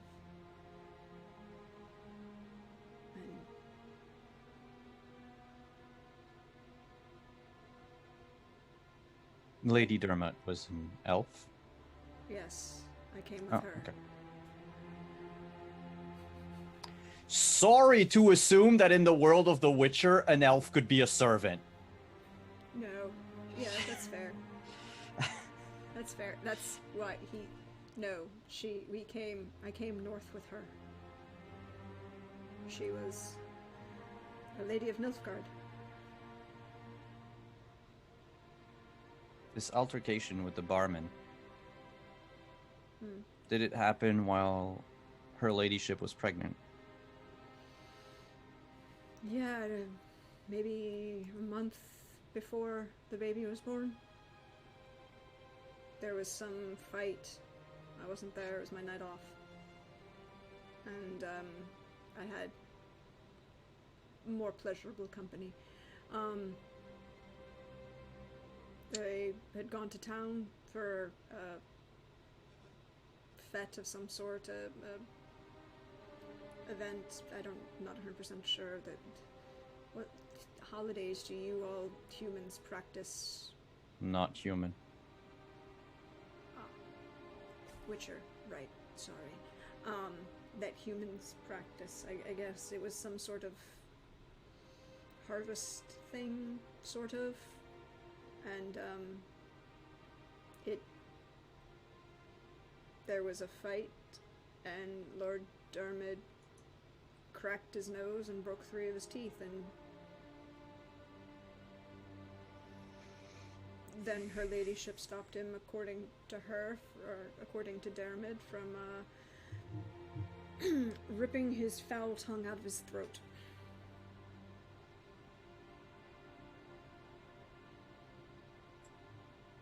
And you have no idea what was said.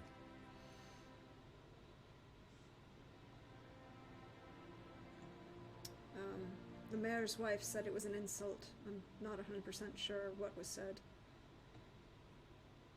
Is Lord Dermot prone to bouts of violence? And he kind of looks over his shoulder at the house, and not particularly. He was a poet who barely could hold a sword. So the poet punched the barman in the teeth, knocked 2 of them out because of an assault of words that the barman gave to him, that the mayor's wife herself said was insulting. That's my understanding. How is the barman still alive? They came, Lady Ashlyn said not to get involved, and they came home. And then there were here, and he did not wish to stress her at the time. The doctor said it would be bad for her. Are you thinking what I'm thinking? Hard to say. We forgot to pay our tab at the bar. We should go back to town. Yeah.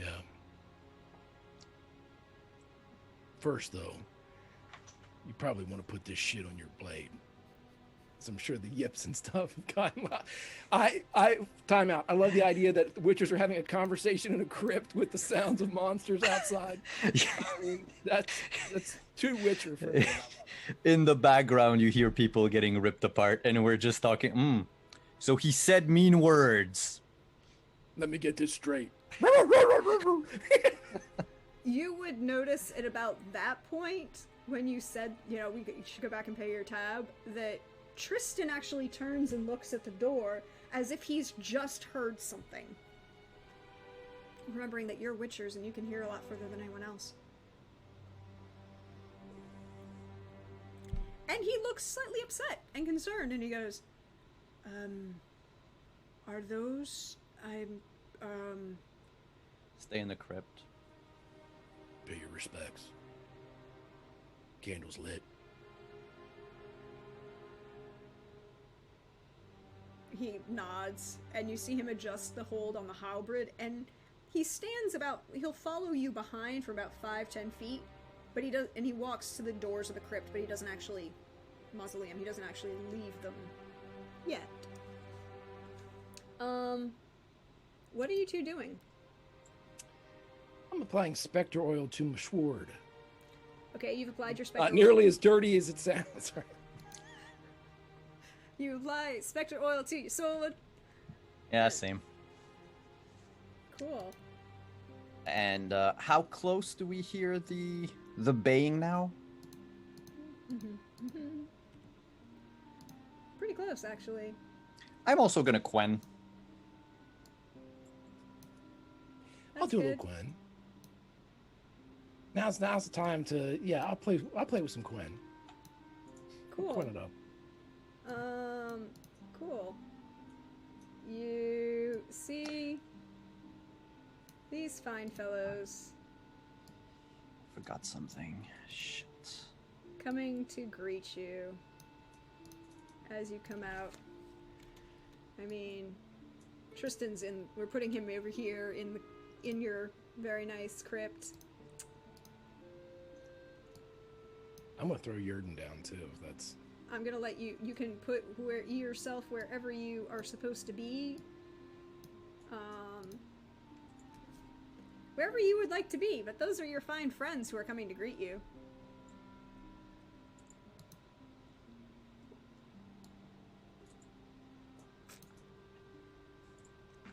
I assume I'm the big white Yes, thing? because you don't have any art. Greg has very nice fancy art for Ezekon, so I didn't give you, but it's also No, it's fine. So yes, so this is where the crypt is. These are where your friends are. Where would you like to be? And then you can roll initiative. Thanks, bye. Well then. Am I allowed to throw Yerden down like right in front of the crypt, like maybe like 5 you feet off at the can- top step, or is that part of my initiative roll? That's gonna be part of your initiative roll because you used Quen. You did Quen before the initiative. Sure, okay.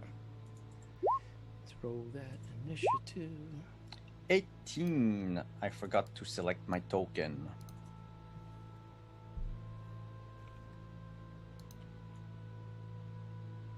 Why is that? Why can't I hear anything? All right. Anyways,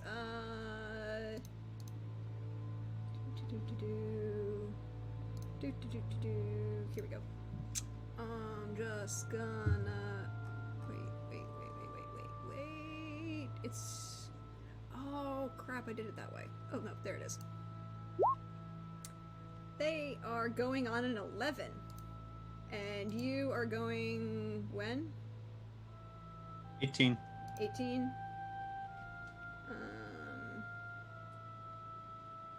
Okay, that's not what I want. How do I add to? The easiest way to do it would be if Simon, Simon, click your person and roll it again, and then we'll just put 18. Yeah. Okay. Thank you. Thank you. That's going to be the fastest. Thank you, professionals. There you go. So, and this is an 8. Okay, what? No. I made a typo. I'm fixing it. Okay, there you go. You fixed it. All right, so I'm just gonna set everything. There we go. So you both get to go before the bar guests. Huh. How big are the squares? The squares I did set to a value. What value did I set these to? They're each 2 meters. One square is 2 meters. Okay, so a 2-meter cone is very, very small. Yeah. Because it's 6 feet. Yeah. Because otherwise the house doesn't work. Yeah, no, that makes sense. I was like, I'm not building a couch that's 4 meters long. Okay, are they actually... Currently, are they ethereal or not? No, they are currently physical. You can see them.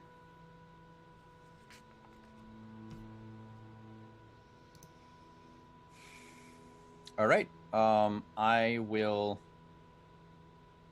If I move... Oh, I can't move. What the hell? Okay. If I move here and get closer to them, with Igni, could I hit the first 2? Like, is there a way that I can place myself? I think you can. Okay. Because I would just welcome them with a torrent of fire. I mean, you can, but you would know because you did roll high enough earlier on your Witcher training. Oh yeah, they breathe fire and shit, so And that's immune not to a good fire. idea. Yeah, no, if I knew that, then I'm just gonna close in and swing. Okay, yes, you would know that. Okay. I was so pumped to cast spells. I mean, there are multiple spells you could cast, but Well, it's going to be a fast strike.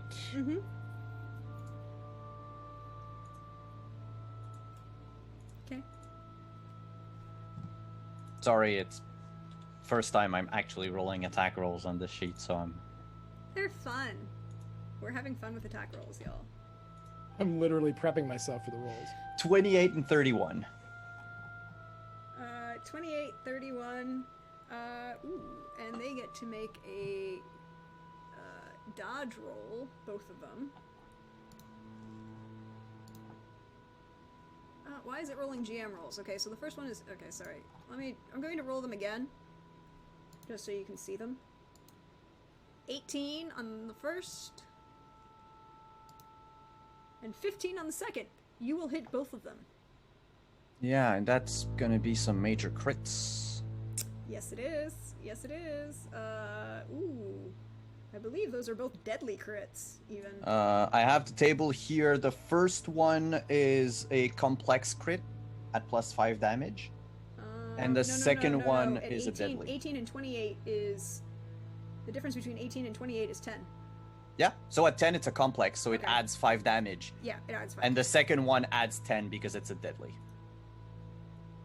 But let's see. Let's see what I roll for damage. First attack is an 18 points of damage. Yes, it is. It's an 18. Oh no, +5 because of oil, so 23. Spectre oil, yep. 23. On, oh, by the way, it never rolled body part. Yeah, I know. I need you to do that. That is weird. Okay, It doesn't matter. on the head. Oh, okay. So you behead one of these. Why shit? You just swing through beautifully and cut its foul head off. Kind of vaporizes it. Well, no, there's still a body left. Can I move the other attack to the Yes. you second can- one? Yeah, Or- the okay. other attack moved to the second one. So that would be on the torso for the second one for a total of 22 plus 5, 27 plus 10, 37. You slice this one in half. Is it still alive? No, they're both very dead.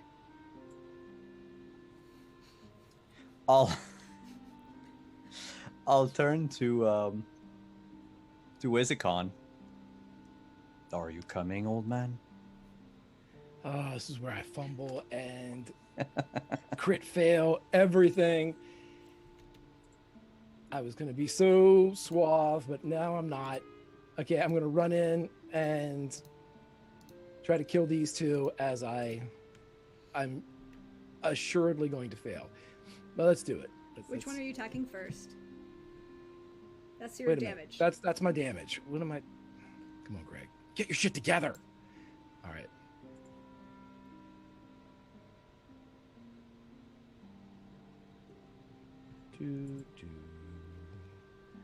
Swordsmanship with your blade. Yeah, thank you. Oh, get wrecked!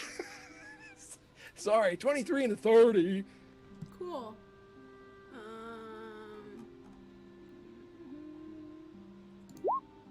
39, excuse me. Well, the first one has an 18 to that 23. Okay. And the other one is a 12. How would you like to kill this one? Let me see what I can do to the first one. Because I'm trying to hit 2, right? Yeah, basically we'll wave over the other one to another entire creature as you kill it. Okay, and then I have to do the damage, right? Yeah, but roll target first. Oh. Thank you. So left arm, limb, but it doesn't. Yeah, go ahead. This will cut it to half, though, correct? Yeah, have it. Okay. So, let me see my damage. It's only going to be 16 down to 8. Well, also plus the crit. Oh, yeah, but the crit for the other one is only 3, isn't it? Because it wasn't that big of a... Oh, it was 3? I thought it was... Did I miss math? I missed math. You dodged 18 to 23? Yeah, 23. 18 to 23, yeah. So not a crit. So 11 halved is 7. Well, I have the spectre oil on it, too, so that would be plus 8. 5. Yeah. So a total of 8. Yeah, so he would come 10, in and... 10. Because 7, 11... Oh, then the 3. Yeah, okay. Yeah. So, yeah, he would drag it down, and as the one creature just kind of moves away, he catches it on the right arm or whatever of the creature, and he drags it by, but uses enough of his momentum to kind of take the second one as it opens its mouth. He takes it through the head and through part of the body, and kind of uses the rest of his momentum to fling the blood off of his blade, but he's left himself open as, this one creature's still alive, and silently curses himself for being old. Curses yourself for being old. There's just this voice in your head that says, old man, you were an idiot, and really should have let other people be there to help you, honestly. This one, because you done heard it, is going to turn and attack you. And it actually is going to say, I don't like you. You hurt me. That feels mean. And, you can defend by, dodging a spout of bright green hellfire flames as it comes out of its mouth. And I will roll his attack roll.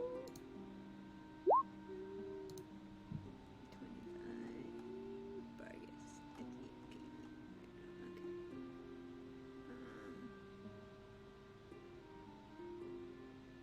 Okay. Did I not? Oh, of course, the one roll I didn't preset.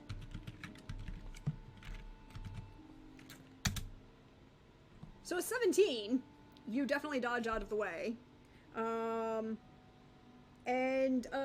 there is now a bout of flame, and he has attempted to move around you. Kind of slides further away from your companion, because he also has a sword, and he also did damage to its friends. Help an old man out.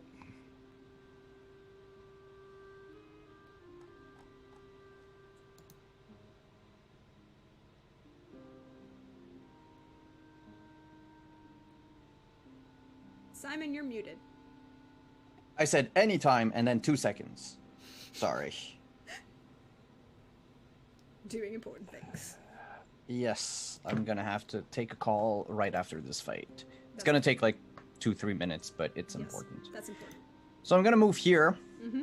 So charge closer to the other wounded Bargist, and I'm just going to go from a low, so like the almost like dragging my sword on the ground to try to catch it under its belly and slice it open. It's gonna be a strong strike. Okay. It is not an extra action. Target location random. It's going to be a 26.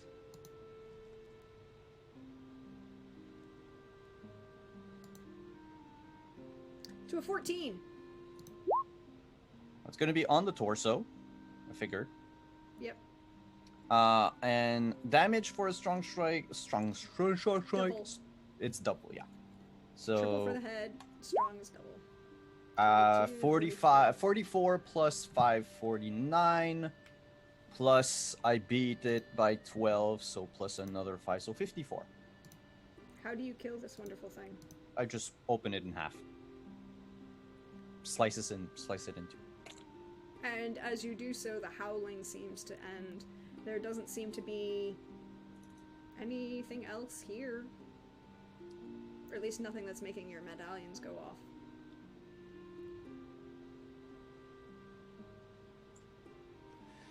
Thanks. Thank you. The Spectre Oil was your idea.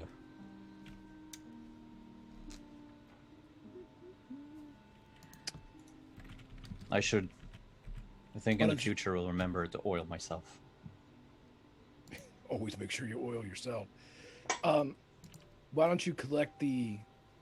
You've already taken most of them apart. I'll go in and check on the Lord. If you want to get the heads ready to take back to Mrs. Mayor. Yeah. I'll do the grisly job of heads and whatever, loot that we can harvest from Bargists, and I will be right back. You get 6, 9, 8, and 6 is 14. 14 units of Bargist essence. And... Ooh. Well, this is something that, Yeah, harvest the Bargist, yeah. You get 3 units of infused dust. Which... I know somebody, 65 years from now who would really like that. Just... putting that out there. Ezekon would know somebody real well who would like that particular item.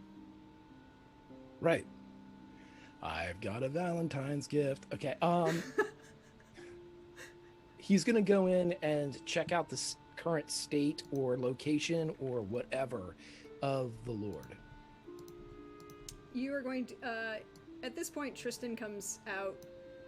You said you were going to go check on the Lord? Yeah. Cool. He is inside. He does not seem to have moved, to your knowledge. Wait, hold on, that's not right. He's inside. And does not seem to have moved. Is Tristan with me, or can I get in there before Tristan gets in there too? I mean, he's behind you significantly, so yeah, you can. I mean, you were leaving Seweryn to collect the extensive amounts of Bargist pieces that you guys collect and you get. Ezekon would get in there and approach the area, the sitting room with the Lord in it, and he would get right to the door, if he can. You can. The minute you walk into the door, your medallion is going off. He would stop. The Lord has not moved. He seems lost, crying but not making any sound. His manner is torn. Let's see if we can jolt him. He would kind of not like stage whisper back to Seweryn and point to his medallion and indicate the house. And he's going to walk in and walk into the sitting room if he can get that far. He's going to keep his sword out, but kind of undertucked, you know, almost like a ceremonial by the waist, with a reverse grip. But he's going to come in and he's going to say, Your lord, Gelfred is here to see you. Why is Gelfred here? That man, has he come to apologize for killing? And he seems enthused by that, but also somehow still disoriented, out of it, just everything. Your lordship, there seems to be some discrepancy as to what exactly the insult was. I'd like to rectify this matter before I allow him to see you. What was it that he said? He made an insult to my wife.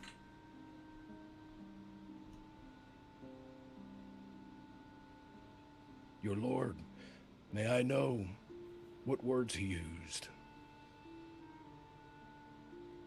He called her a lying whore who slept with others for money and offered to do her the same, at which point I should have cut out his damn fool throat.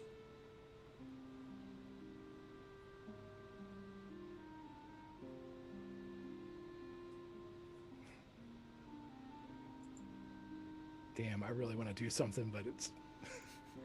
What do you want to do? As you come. I'm just going to move you in here, because that's where you both are at the moment.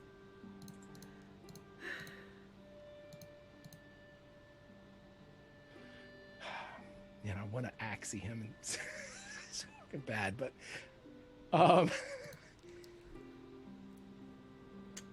He's definitely out of it.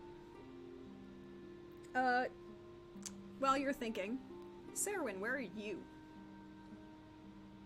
If I'm done with the heads and everything, I will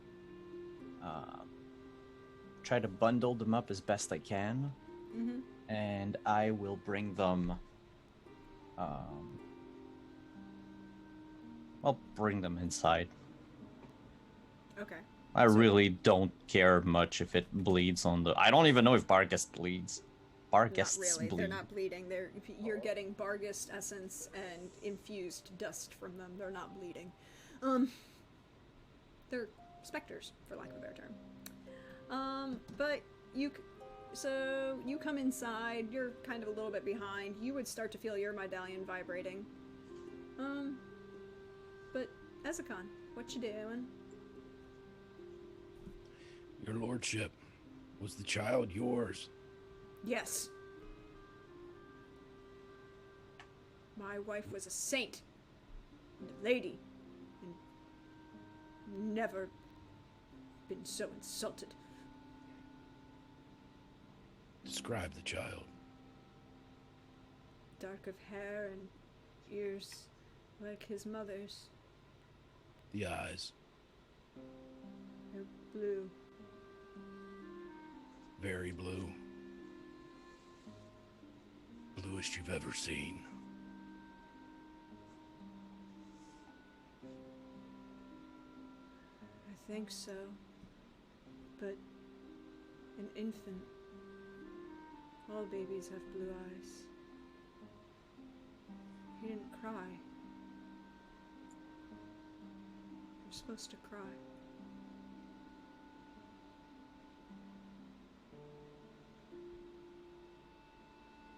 And he looks even further lost. Like whatever fight was in him is now gone.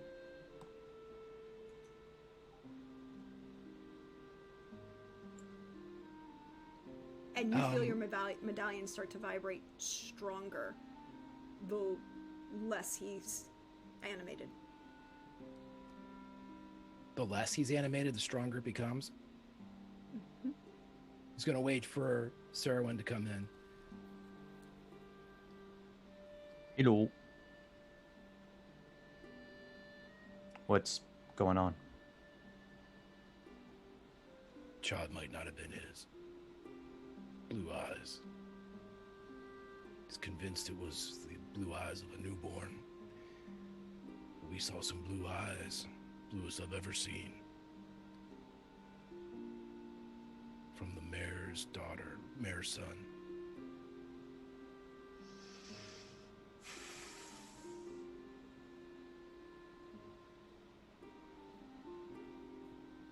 Seweryn will take a few steps closer to the Baron. Your medallion is definitely vibrating. You wanted him to die. Hmm. You wanted him to pay for the insults he made your wife. Yes. You wanted the person who slept with your wife to pay a dear price. No. No one slept with my wife. No, but that is what you wished. If someone was going to, then they would pay. Except someone did.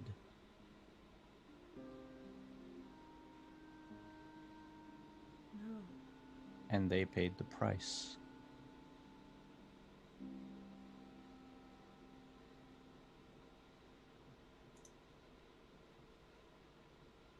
And he seems shattered by that. And you look around and you realize it's dark, it's full dark now. But the shadows are heavy. Heavier than they should be. And the light from the fireplace doesn't extend very far. And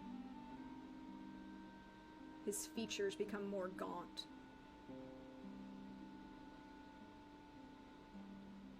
Elongated, drained.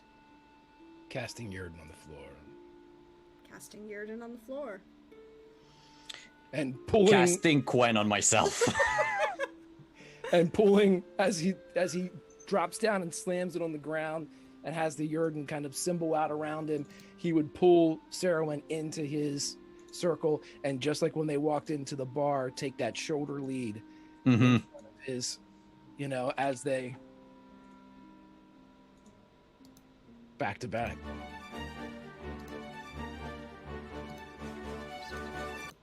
There we go. That sounded like victory music. Yeah, it's the wrong one. We won, Ezekon! That was tough. I'm gonna just move Seweryn in here. Couldn't it just have been an angry old man instead? Why? I'm just gonna put a blue mark on. No, actually, I'm gonna send you a picture in 2 seconds, dear. There. Right now, the one with the mark is Seweryn. Well, you can edit it. You can put the image in. It's your character sheet. Yeah. I'll have. And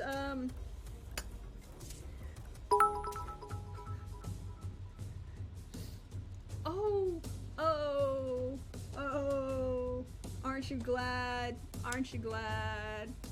So 1,000? Isn't that like yeah. Two swallows, right? Gunter Two comes to swallows. save us? Oh, okay. No, it's not Gunter comes to save you. That's $50 if Gunter comes to save you. And then would be very interesting. Yeah, that would alter a lot of things. No. It would be very interesting for much later, because then there would be a whole other conversation that Ainfra and Ezekon would need to have. But hey guys, hey, can I ask a favor? Initiative? No, actually, I need you both to. Oh fucking hell! Why did you do that? Here. 22 on Ezekon and a 25 on Seweryn as just giant claws develop from the darkness to strike at you. And then you can roll initiative. There you go. I got a token. Cool. There you go. You have a token. They have one set of Swallow Hawkeye. Or no, they have three sets of Swallow and one Silver at the moment. But no one's, been nice to me. So yeah, 22 and a 25. As a friend appears from the darkness.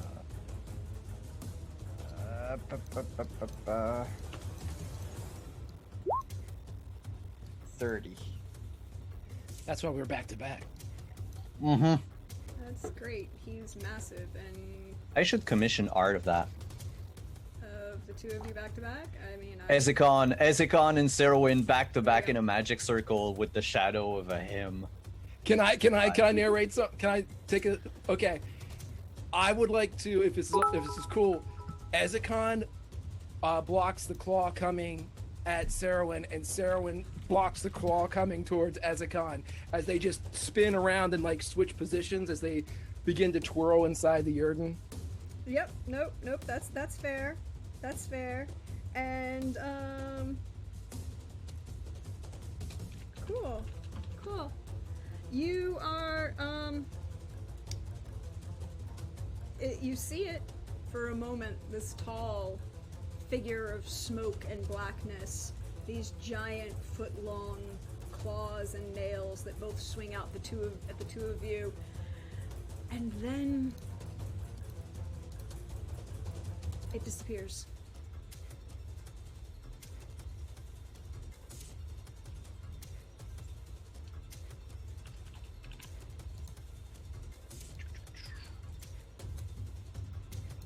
Yep, roll me initiative.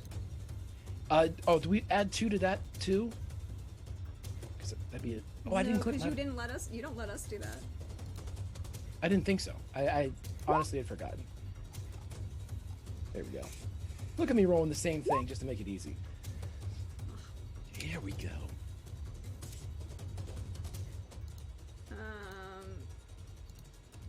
You get to go first, Seweryn. It turned invisible. Yep. Can I make a Witcher training check to try to figure out what it is? What is it that we're fighting? You can. Because you said indeed. like emaciated, blah blah blah. Yep, you can. Make Now what it's you're training. disappearing. 18. Ooh. Hi. You are almost 100% sure that this is a him. As an Okay, but HYM. yeah, I was gonna say aside from his Yes. pronoun. No, HYM, which is a demon, Oh crap! Fuck. and it comes into the world to feed on negative emotions, mainly guilt, by latching on to particularly despicable individuals. I know how we beat this. I've seen Ghostbusters too. We just have to start singing, Simon. We got to get the Statue of Liberty. We got to infuse the essence with positivity. You know that it can move through shadows as an invisible when among them, as it too is a shadow. It tends to remain nearby its host, but only needs it to feed. There's only one surefire way to summon one. You have to find the host and then force it to be in an area that you've totally eliminated and soothe his mind to make it come closer. You know that it is immune to bleeding, freezing, poison, knockdown, and disease. And it's vulnerable to flaming attacks if you can see it. But it doesn't turn ethereal. No, it is just fully invisible at the moment. It's And it was incorporeal. in front of you. It did slash and then faded. Yep, and it stepped back into the shadows, and you cannot perceive it. Okay, but it did step back, so it might be in front of us, right? Yeah. How much infused dust did I get? How much is Ezekon going to give you versus what he's hoarding for someone else? I'll keep all. There's 3 of them, but I will keep 1. Okay. but I'm going to use it for something else. Sorry. I'm just never going to tell you I had it. I'm going to take a dose of infused dust and throw it in an arc in front of me to see if it lands on anything that would be invisible, since we So, don't have moonstone Where are you bombs. throwing this arc? Where that thing slinked back into the shadows. So, like,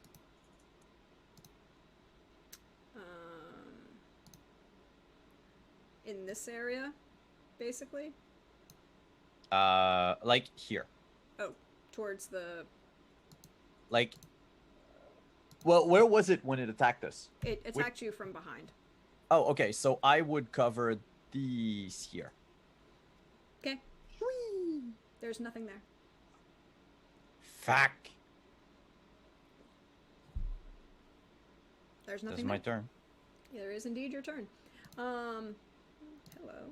Okay, because it stopped. Yeah, it's a 10-foot cone. There's nothing there. Ezekon, you're up.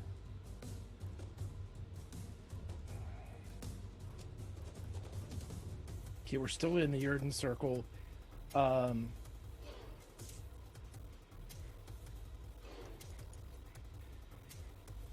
Cover your eyes.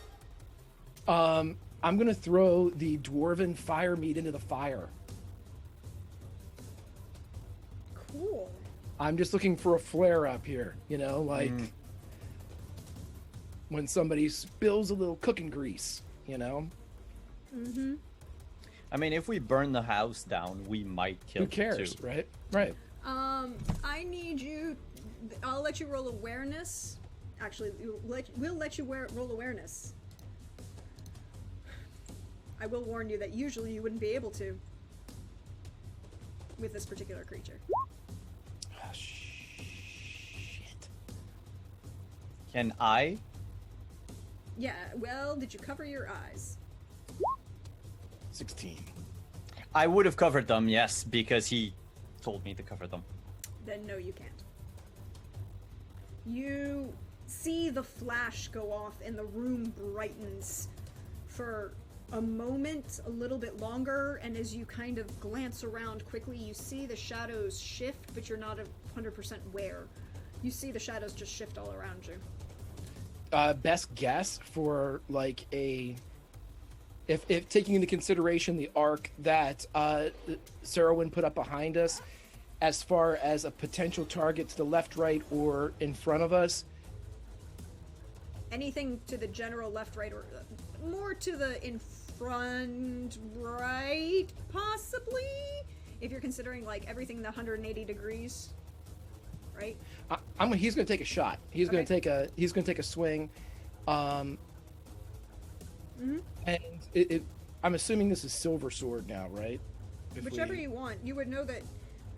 Well, Seweryn knows that it's susceptible to specter oil, but yeah. So I saw the specter oil on the. Oh, it also counts as a specter? it's still a demon though. Yes. Okay. Cool. I'm going to take a swing at it. I'm going to spend the 3 stamina to do an additional fast attack, if that's okay. Mm-hmm. Since I did throw something. Yes. Thank you. This is extra.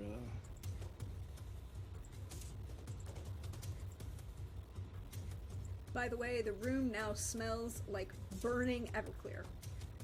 You will never get Nice. that out of your nostrils. Who would want to? 23 and 19. Cool. Wait, where did...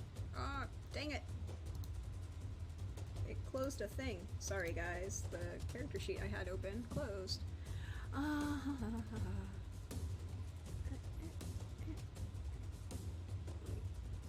Wait. Did I not set that up? Oh. Okay, well, you know.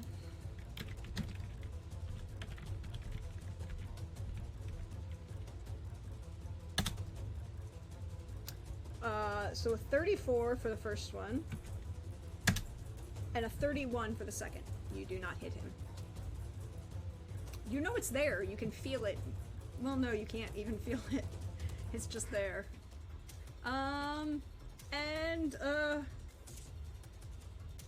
You feel something... Odds or evens? Odds. Alright, Simon's taking odds. So it's an odd. Simon.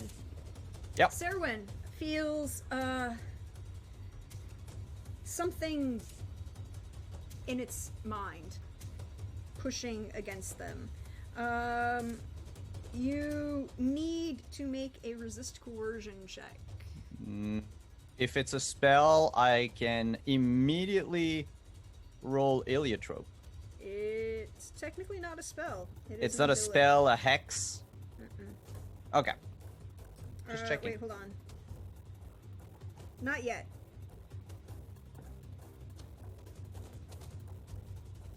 So resist coercion?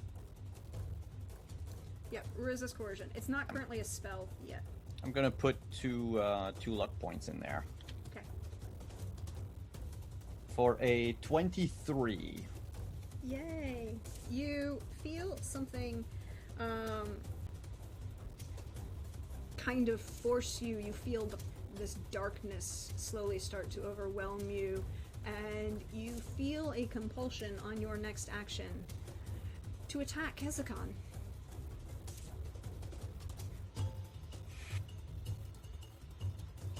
Sorry, bro. With the nearest weapon. No worries. Which is my silver sword, so it's not gonna do much.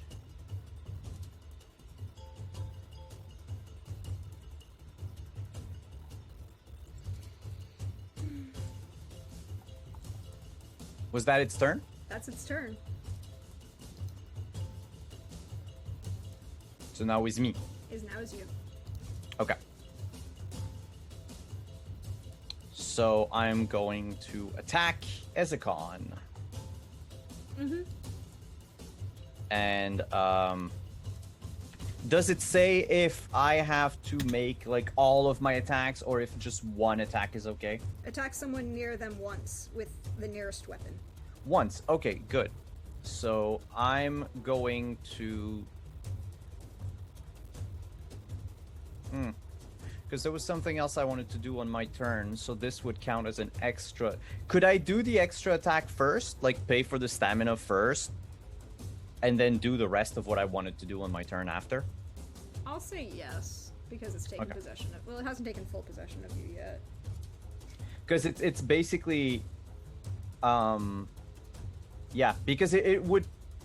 Like, normally your extra action is after you've done, but it's not an attack that I want to do. So if you allow it... I will allow it.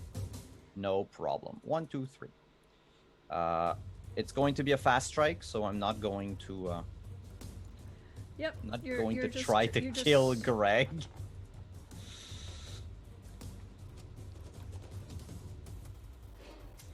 Now's your chance. Yay, that didn't work. Extraction, yes. Okay, it's because it's gonna roll both at the same time. So take only the first one, please. Yep.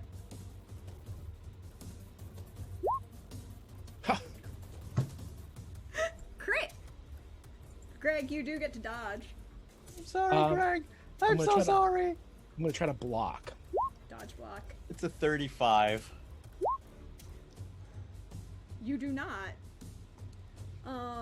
Hey, look at that. It's just a complex crit.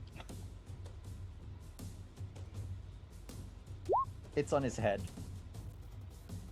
Actually, no, I'll say I'll rule that this is to the body. I'm not gonna let you kill the other player with coercion.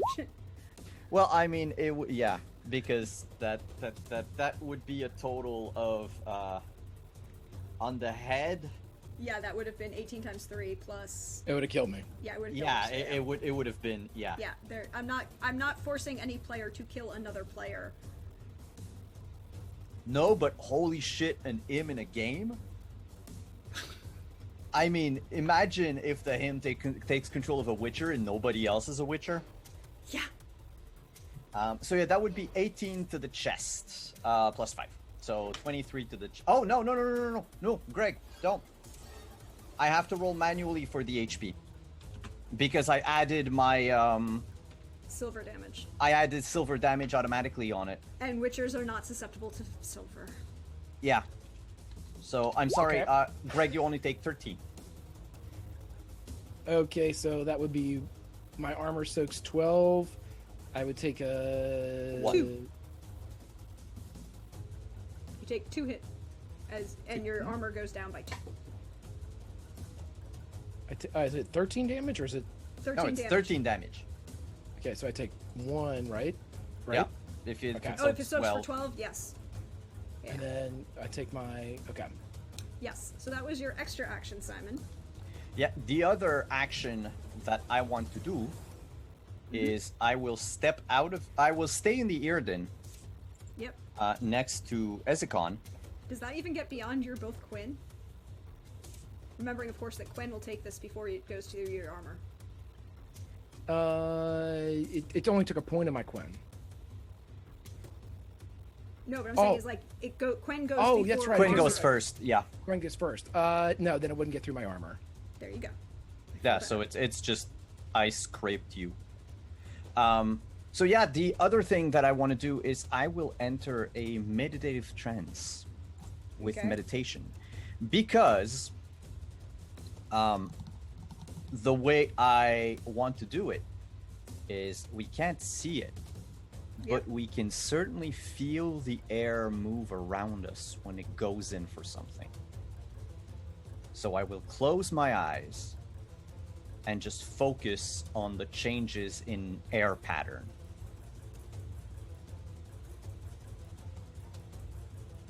Okay. And ready an action to attack it when I feel it's close. Okay. So you've That was- ready. You've entered a meditative state. You think you can attack it when it's close. Yeah. All right. Ezekon.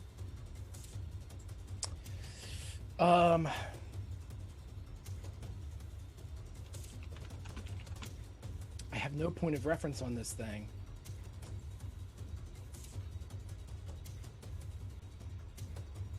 Shit.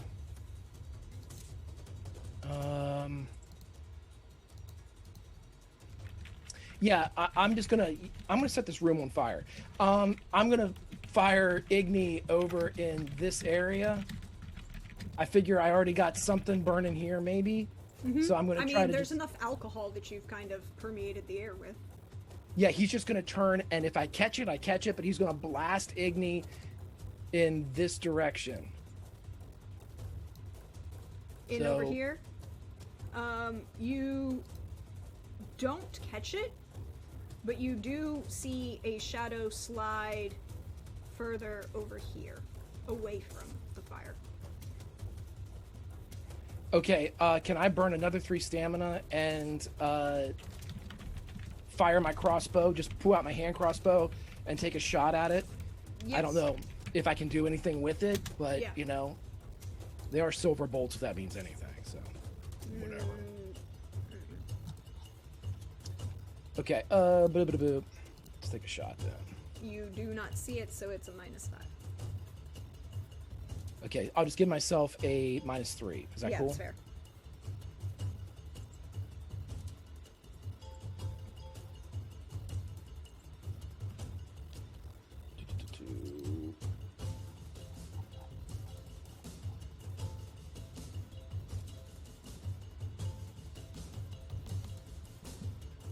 Ah, there we go. 20. Mm-hmm.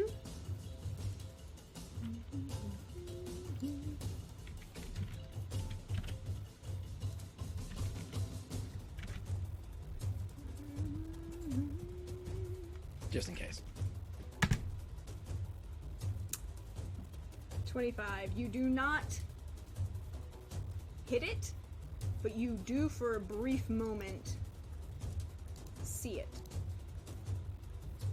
As kind of the bolt, it just kind of shifts the darkness around it, and it had to shift into the light for a moment, so you saw it, and it shifted away. Okay. Yeah, so he'll just. I think I have a long reload for the hand crossbow, so he'll just drop that. But he's going to keep himself with his shoulder lead to. He's going to keep his eye on him, but he's going to keep himself with his shoulder lead to Seweryn just to see if they can maintain this. He can't break it. If he breaks it, he's dead. So he's going to hope that his friend can kind of come out of it. Yep. Cool. That's all I got. It disappears from sight again. And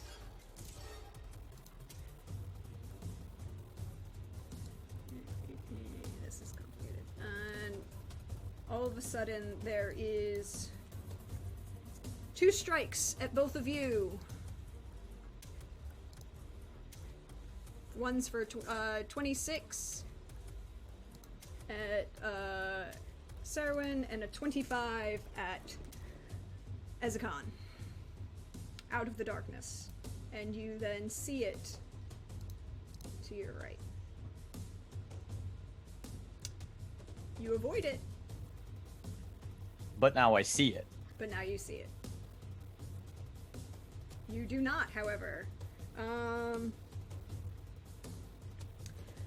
Okay, so that's 14. Do the claws count against the Yurden? Because it does take it down by -4 because of the Yurden I cast on the floor. Just no, because it's technically not corporeal. I didn't think so. Okay. Well, okay. It doesn't slow.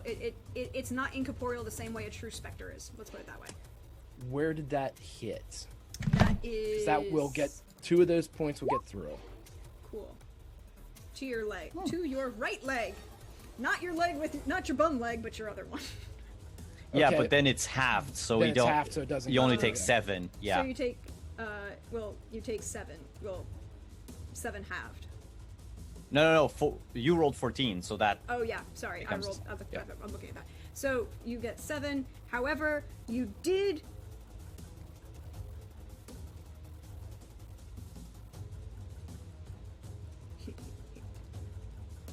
Oh, yeah. Sorry, it did get through your armor, which means you take an extra 3 point of damage that goes directly to you and through all armor, or Okay. and it's not modified by armor or location. It's just straight 3. Cut right through. Got it. As it kind of like, you feel the physical slash, which isn't very strong or very heavy, but it hurts your leg and you're feeling it, and then you feel this kind of spectral darkness, this heaviness that kind of pulls almost your life force with it. And you think that you may have made it feel better. Well, can I insult it or something to make it not feel as good about itself? But you can see it now, for right now. Yeah, I'm- it's Seweryn's turn, correct? Yes. Yeah. Because it just attacked Ezekon. Now it's Seweryn's I'll screw my last luck point. Headshot, strong strike.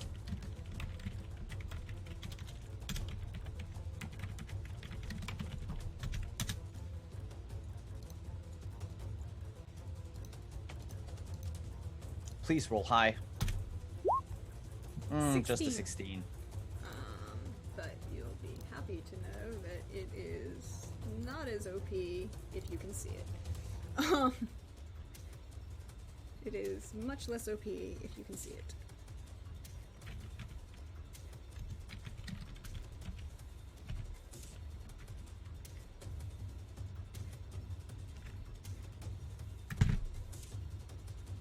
Ooh, Ooh, that's a crit fail. that is a crit fail. It crit fails. How bad is it? For a 13, you do hit it. Okay. That's not a whole lot. Plus 5, that's a what- 19 but where times did you hit 6. Head. I called shot the head Okay. with a strong strike. So 19 times 3, And then times 2. and then times 2. So So 14 times 3, that's 42. well, I And was gonna do then it the other way. Well, times- whatever. It's 20 times 3 is 60. Minus I have a calculator 3 right is here. 57. Plus times 2 is 114. How would you like to do this? In the same vein as we both each other blocked the attacks originally, I think Seweryn would grab Ezekon's arm, and the two of them together would just jump and spin in a whirlwind of death. That takes And its just head one off. elaborate flourish. And you do have the Spectre oil on this, so is vulnerable to this, and it dies as you take its head off. It slowly starts to dissolve, and you notice the good Lord Dermid passes the fuck out.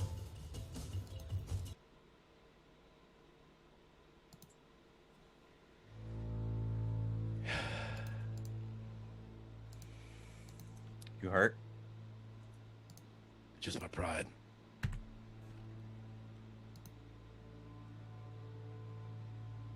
Did it There's leave nothing- anything? Did it leave like? Yes. There's a lot it leaves behind. It's also worth a shit ton of money. It left you a Velis runestone. Roll me 1d6. I gotta stop rolling those. You get 1 Spectre dust. Simon, roll me 2d6. Ah. 2. Wow. You gotta stop rolling those. You get 2 Essence of Wraith. Greg. Like you get a shit ton of things. I don't think so. How much do I have to? What was it? 1d6. 1d6. Okay. We get you another one here. Another one coming up. 2. You get 2 crystallized essence. And last one, Simon, 1d6. 3. You get 3 emerald dust. Just because you happen to get little amounts of things, you got a large number of things, plus the Bargist stuff, so I think you should be really happy. But, good Lord Dermot is unconscious at the moment. And Tristan has kind of come in and is standing at the doorway, slightly, a little wide-eyed. You just fought a demon. It's a little bit beyond his scope.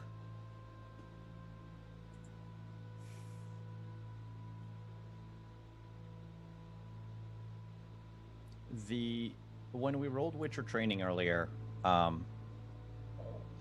the him is attracted to negative emotions. It's not sent by anyone. Like it smelled the negative emotions and it just searched for the Baron, right? It's not Nope. someone who would have sent it to him. Nope. But the bar guests, they do the same thing, but with curses. Yeah. So an individual has to be cursed for the Bargus to find attention to it. Or there has to be a curse nearby for them to go toward it. A him is attracted by negative emotions, mostly guilt. So the fact that these 2 different species of specter were attracted to generally the same area speaks to a lot of strong negative emotions.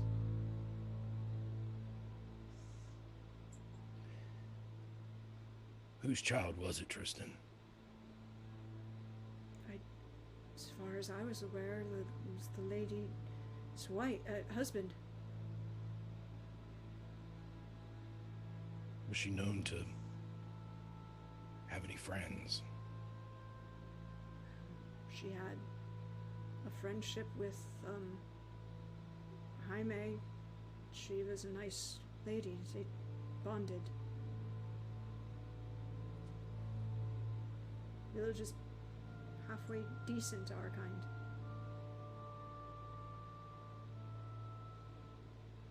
last time they seemed to be friends.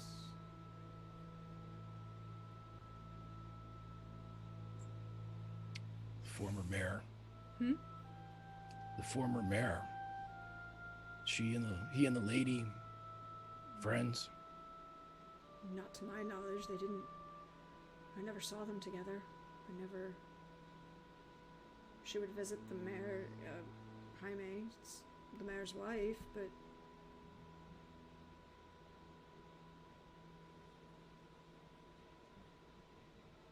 that was the only time I didn't go with them. I stayed. Well, they would socialize. There was knitting and embroidery and fancy lady discussions that I was firmly disinvited to attend. I would take myself across the road to the bar. He would turn to Seweryn. You feel like you need to get to the bottom of this? Or do we I get feel our like we coin should. leave?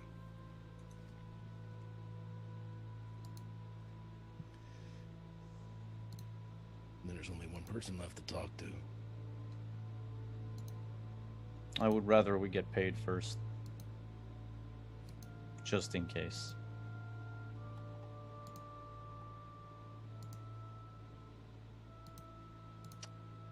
Yeah. So where are you guys going?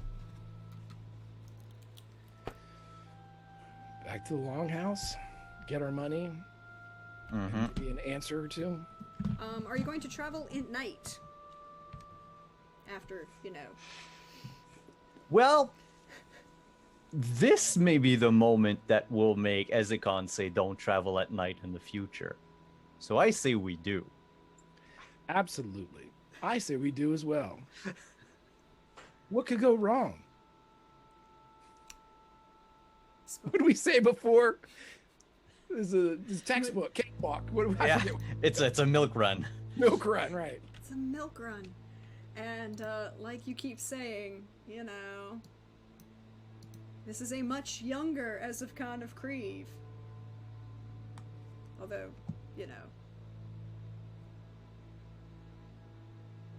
Ezekon, so you're going to leave, and as you are preparing to leave, the good Lord Dermid starts to rouse himself. And he seems to focus on you, particularly, for a moment.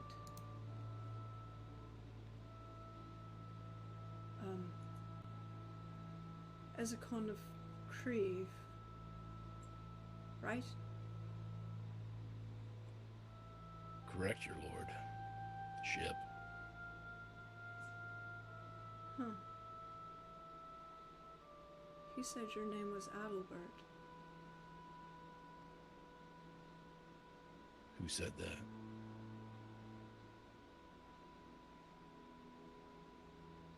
Vanek.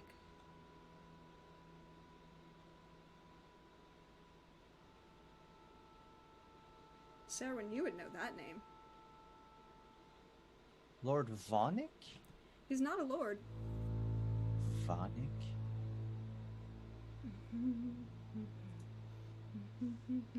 How'd you spell it? Vonek, and it is in your character sheet. Oh, sorry, I pronounced it Vonek. Yep. He's a mage. Someone I know, someone I knew. It's been a while. Where do I find this mage?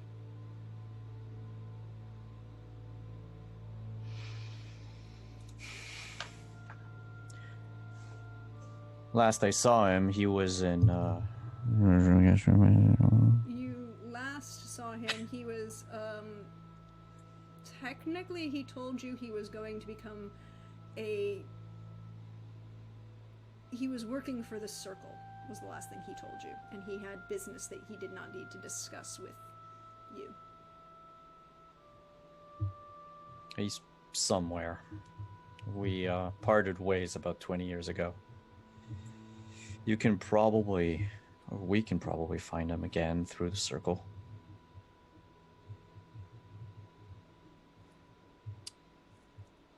Yeah.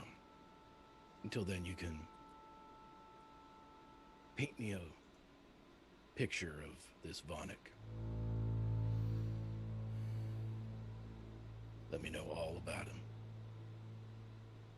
Mind you, this was 20 years ago. But Vonic was a very logical individual, very pragmatic. Not the smartest mage I've ever seen, but he could certainly hold his own in tests of mental acuity. I collected components for him. Hunted a few monsters that he wouldn't have been able to take on his own. You know, the sort of early contracts you get when you're out of care. Shit, it's care what again for the Gryphon? Seweryn? Seweryn, thank you. I have it on a PDF sheet, but not on the Roll20 sheet. You know, the kind of contracts you get when you know, I've just graduated from Seweryn. All right. He stands out in a crowd. The man's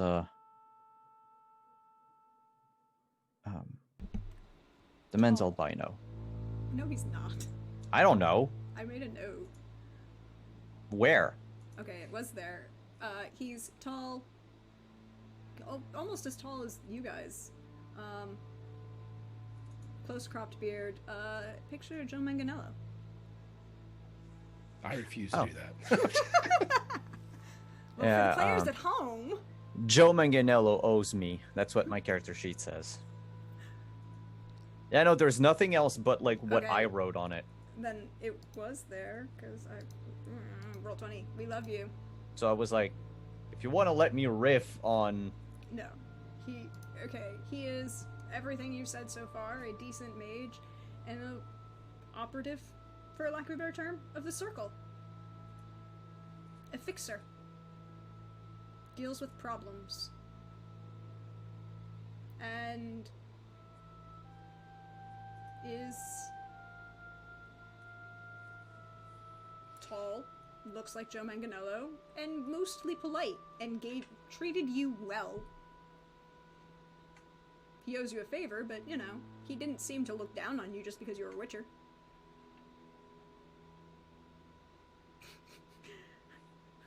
The eyebrow. But, so do you stay the night as your good lord kind of passed out in that moment, and you are going to make your way back towards the village? Worse. What could go wrong? Tristan points out that if you actually follow the main road, it will cut a significant amount of time versus going cross-country the way you did that, following. well, we don't have to follow tracks anymore, so. So it will only take you a couple hours to get back there. To Lapsfeld. When you do, it is dark.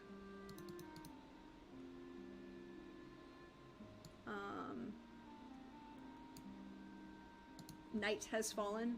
There is still a light burning in both the Longhouse and the Kindly Hunter. And it looks like the Longhouse is intentional, like there's a candle in the window. Not just you see it burning, but there's an actual candle in the window.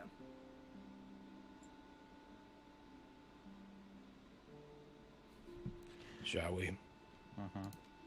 Kind of getting tired of carrying these 5 heads around.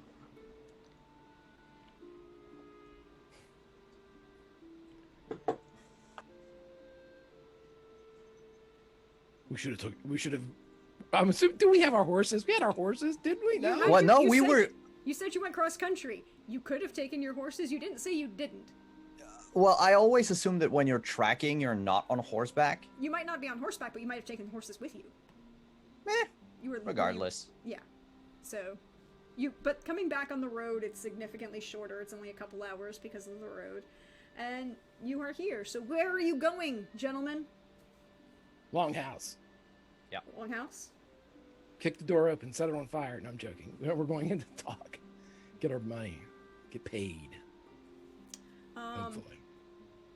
You knock firmly on the door. This time, a more dressed down Jaime opens the door. It's kind of like she's got her hair is still braided very long. She's got a shawl around her shoulders. She looks at the two of you, glances at the remains that you are carrying, and looks at you very pointedly and says, "I just cleaned these floors. Please leave those outside."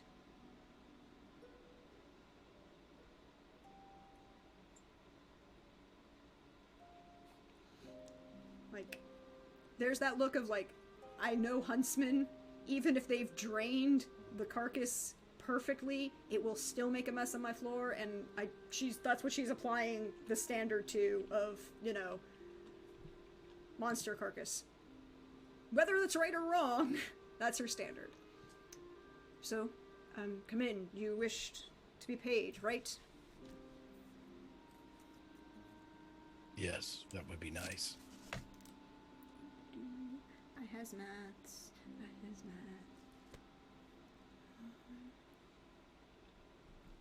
And she reaches, brings you inside a room off of the main room, like where she was set up as the desk, off this small area that she unlocks the door and invites you in, and there's a large cupboard that she unlocks as well and pulls out a lockbox that she sets on a small table that's in there, unlocks it, and starts. So what? Well, we were offering 1,000 for the total if they're dead, for each person who was involved. So that's 2,000 crowns.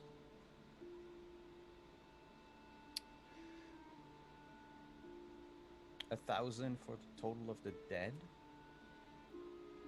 Well, we weren't sure what it was, so 1,000 per person of who killed the things, not 1,000 per head. Except that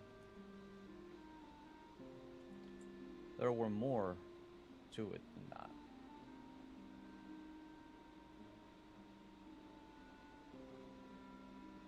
There was more to it than that. What's more to it than that? You killed it, right? It's dead, it's not going to be a problem. Are her children in the room? Her children are not in the room.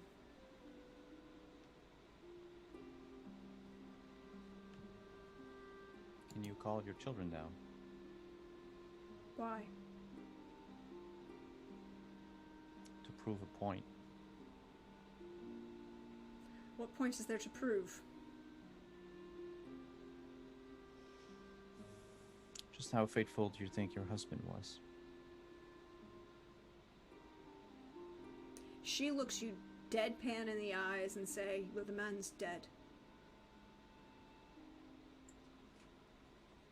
And his legacy might have killed a whole lot more people.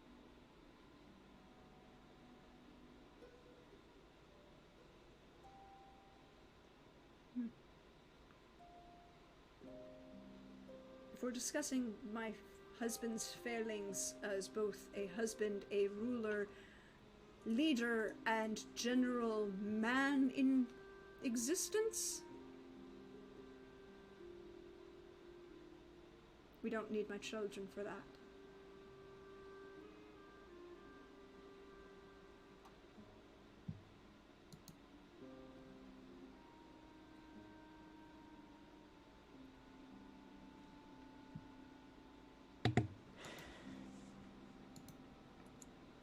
We'll take the payment for the beasts.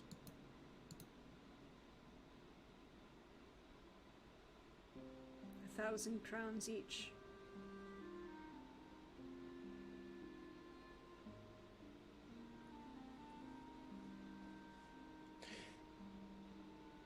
Do you miss the lady? Ashlyn, yes, she was a good friend. It was a shame.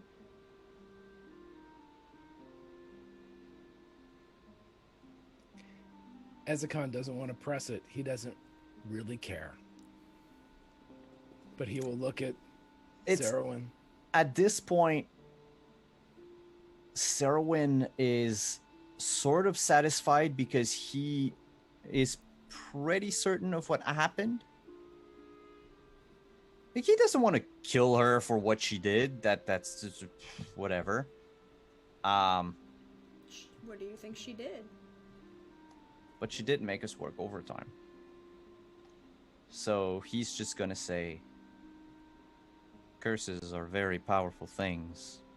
Aye, and who's been tracking in them foul shite?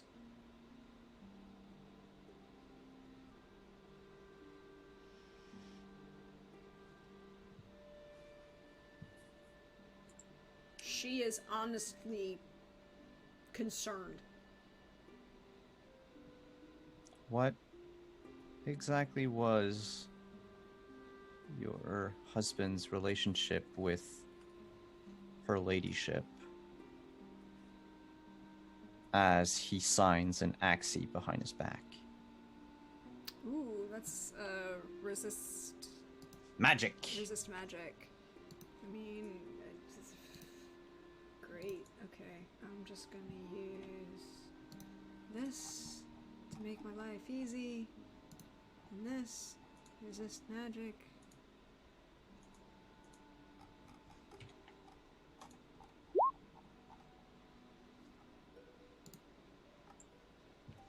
For a Okay. 26. Well, I doubt that she's gonna get there. Like, I don't think it's mathematically possible for her to get there. Ooh. Gosh darn it! Still doesn't get there. Okay. At a 19, she is very, very chill. My husband's relationship with Lady Ashlyn? I know she told me that he got her drunk once and encouraged her in an unlawful manner. But that was a moment, and she was honest with me about it.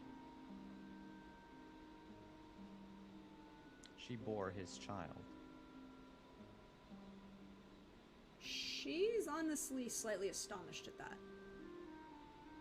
A child who had the same bright blue eyes as your children. And then she looks slightly up. Swallows heavily. Would you say you're angry enough now to curse? No. Not over the father of my son.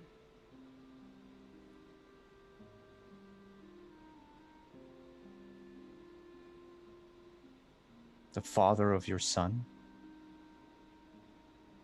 Well, since I haven't stepped foot in his goddamn bar in over 15 years.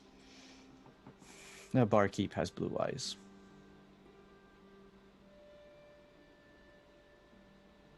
Yes, he does. Bright flaming ginger hair and blue eyes.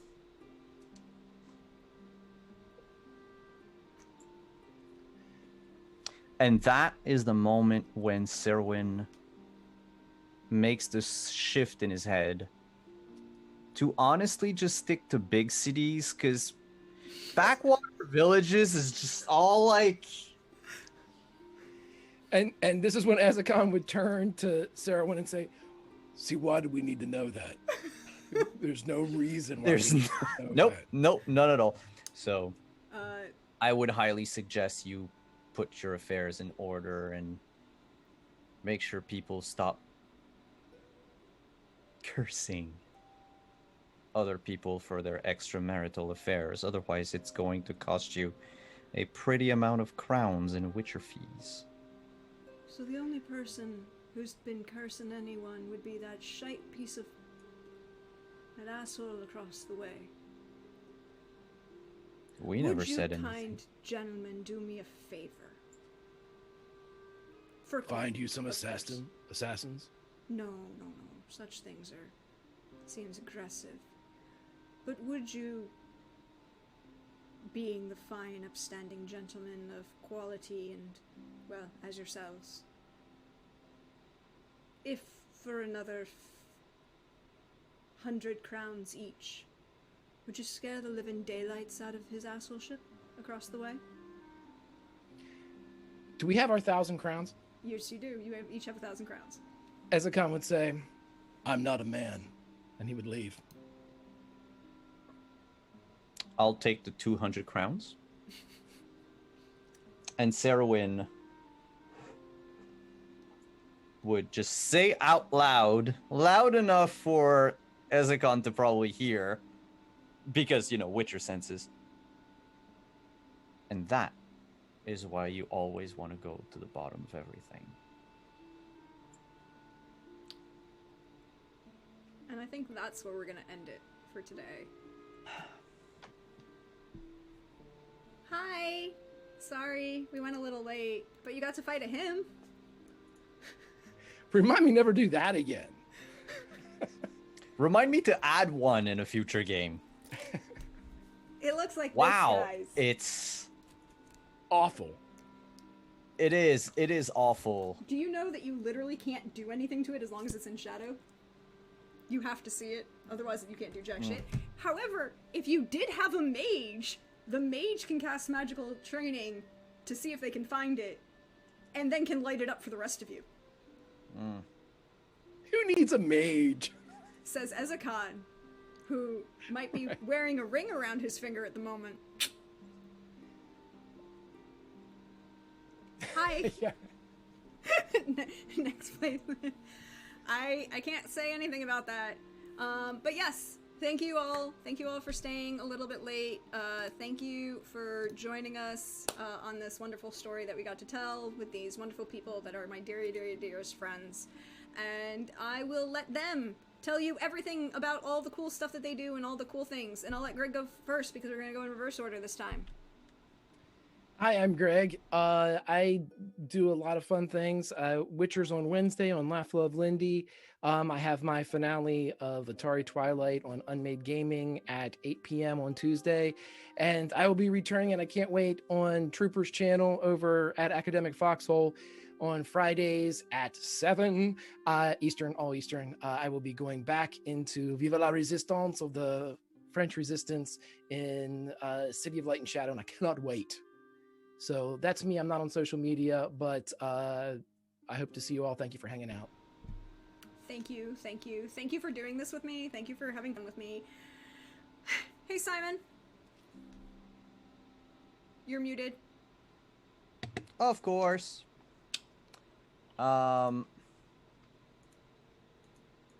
Give me 2 seconds. Answering important people and putting in extra money because he's... Sending something private to Greg because I'm not allowed to say it out loud. Oh, man. Damn it. Damn it.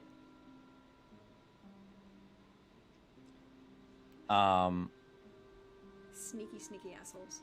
We Yes, love you. but I am Simon at Wandering DM. You can find me on Monday for the finale of Castle Falkenstein at 8 p.m. Eastern on twitch.tv/WanderingDM. You can also find us on Thursday for the penultimate episode of our Thirsty Thursdays, aka Dragon Age Search for Anders. And we might be back for Cyberpunk on Friday. We might not. It'll depend on my workload for this week because it's up in the air for the premiere of our third season, which would be either this Friday or next Friday. And then I have 2 new shows coming up. Oh god, they'll get announced next week. So keep an eye out for that. And also, I'm on Patreon at patreon.com/WanderingDM if you would like to participate. We have workshops, we have free encounters on different games, free maps now that we're going to start giving away, and a bunch of stuff. So if you're interested, take a gander, go on Patreon, look me up.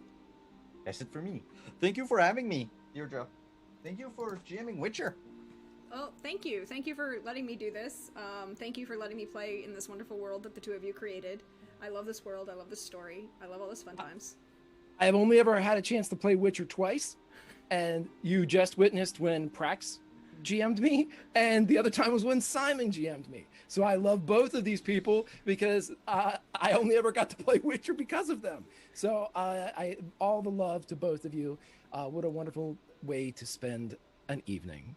Yes, a lot of fun to do. I loved looking at this, and I loved getting to see both Ezekon and Seweryn when they were mostly happy-ish. Before, you know, the dark times and the dark side came. But hey y'all, you know me, I'm at Deirdre on Twitter, or PraxisGorthesMeaphoria, as you see me around on Twitch. Hi, welcome, this is my channel, we do fun things. And guess what? Next Saturday, back here, but not for Witcher.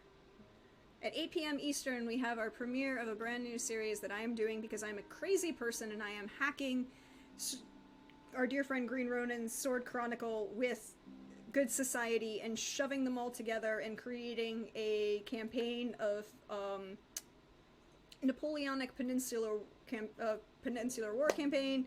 And for those who think Sharp book, the Richard Sharp books, Hornblower, with a dash of Pride and Prejudice, a little bit of high drama.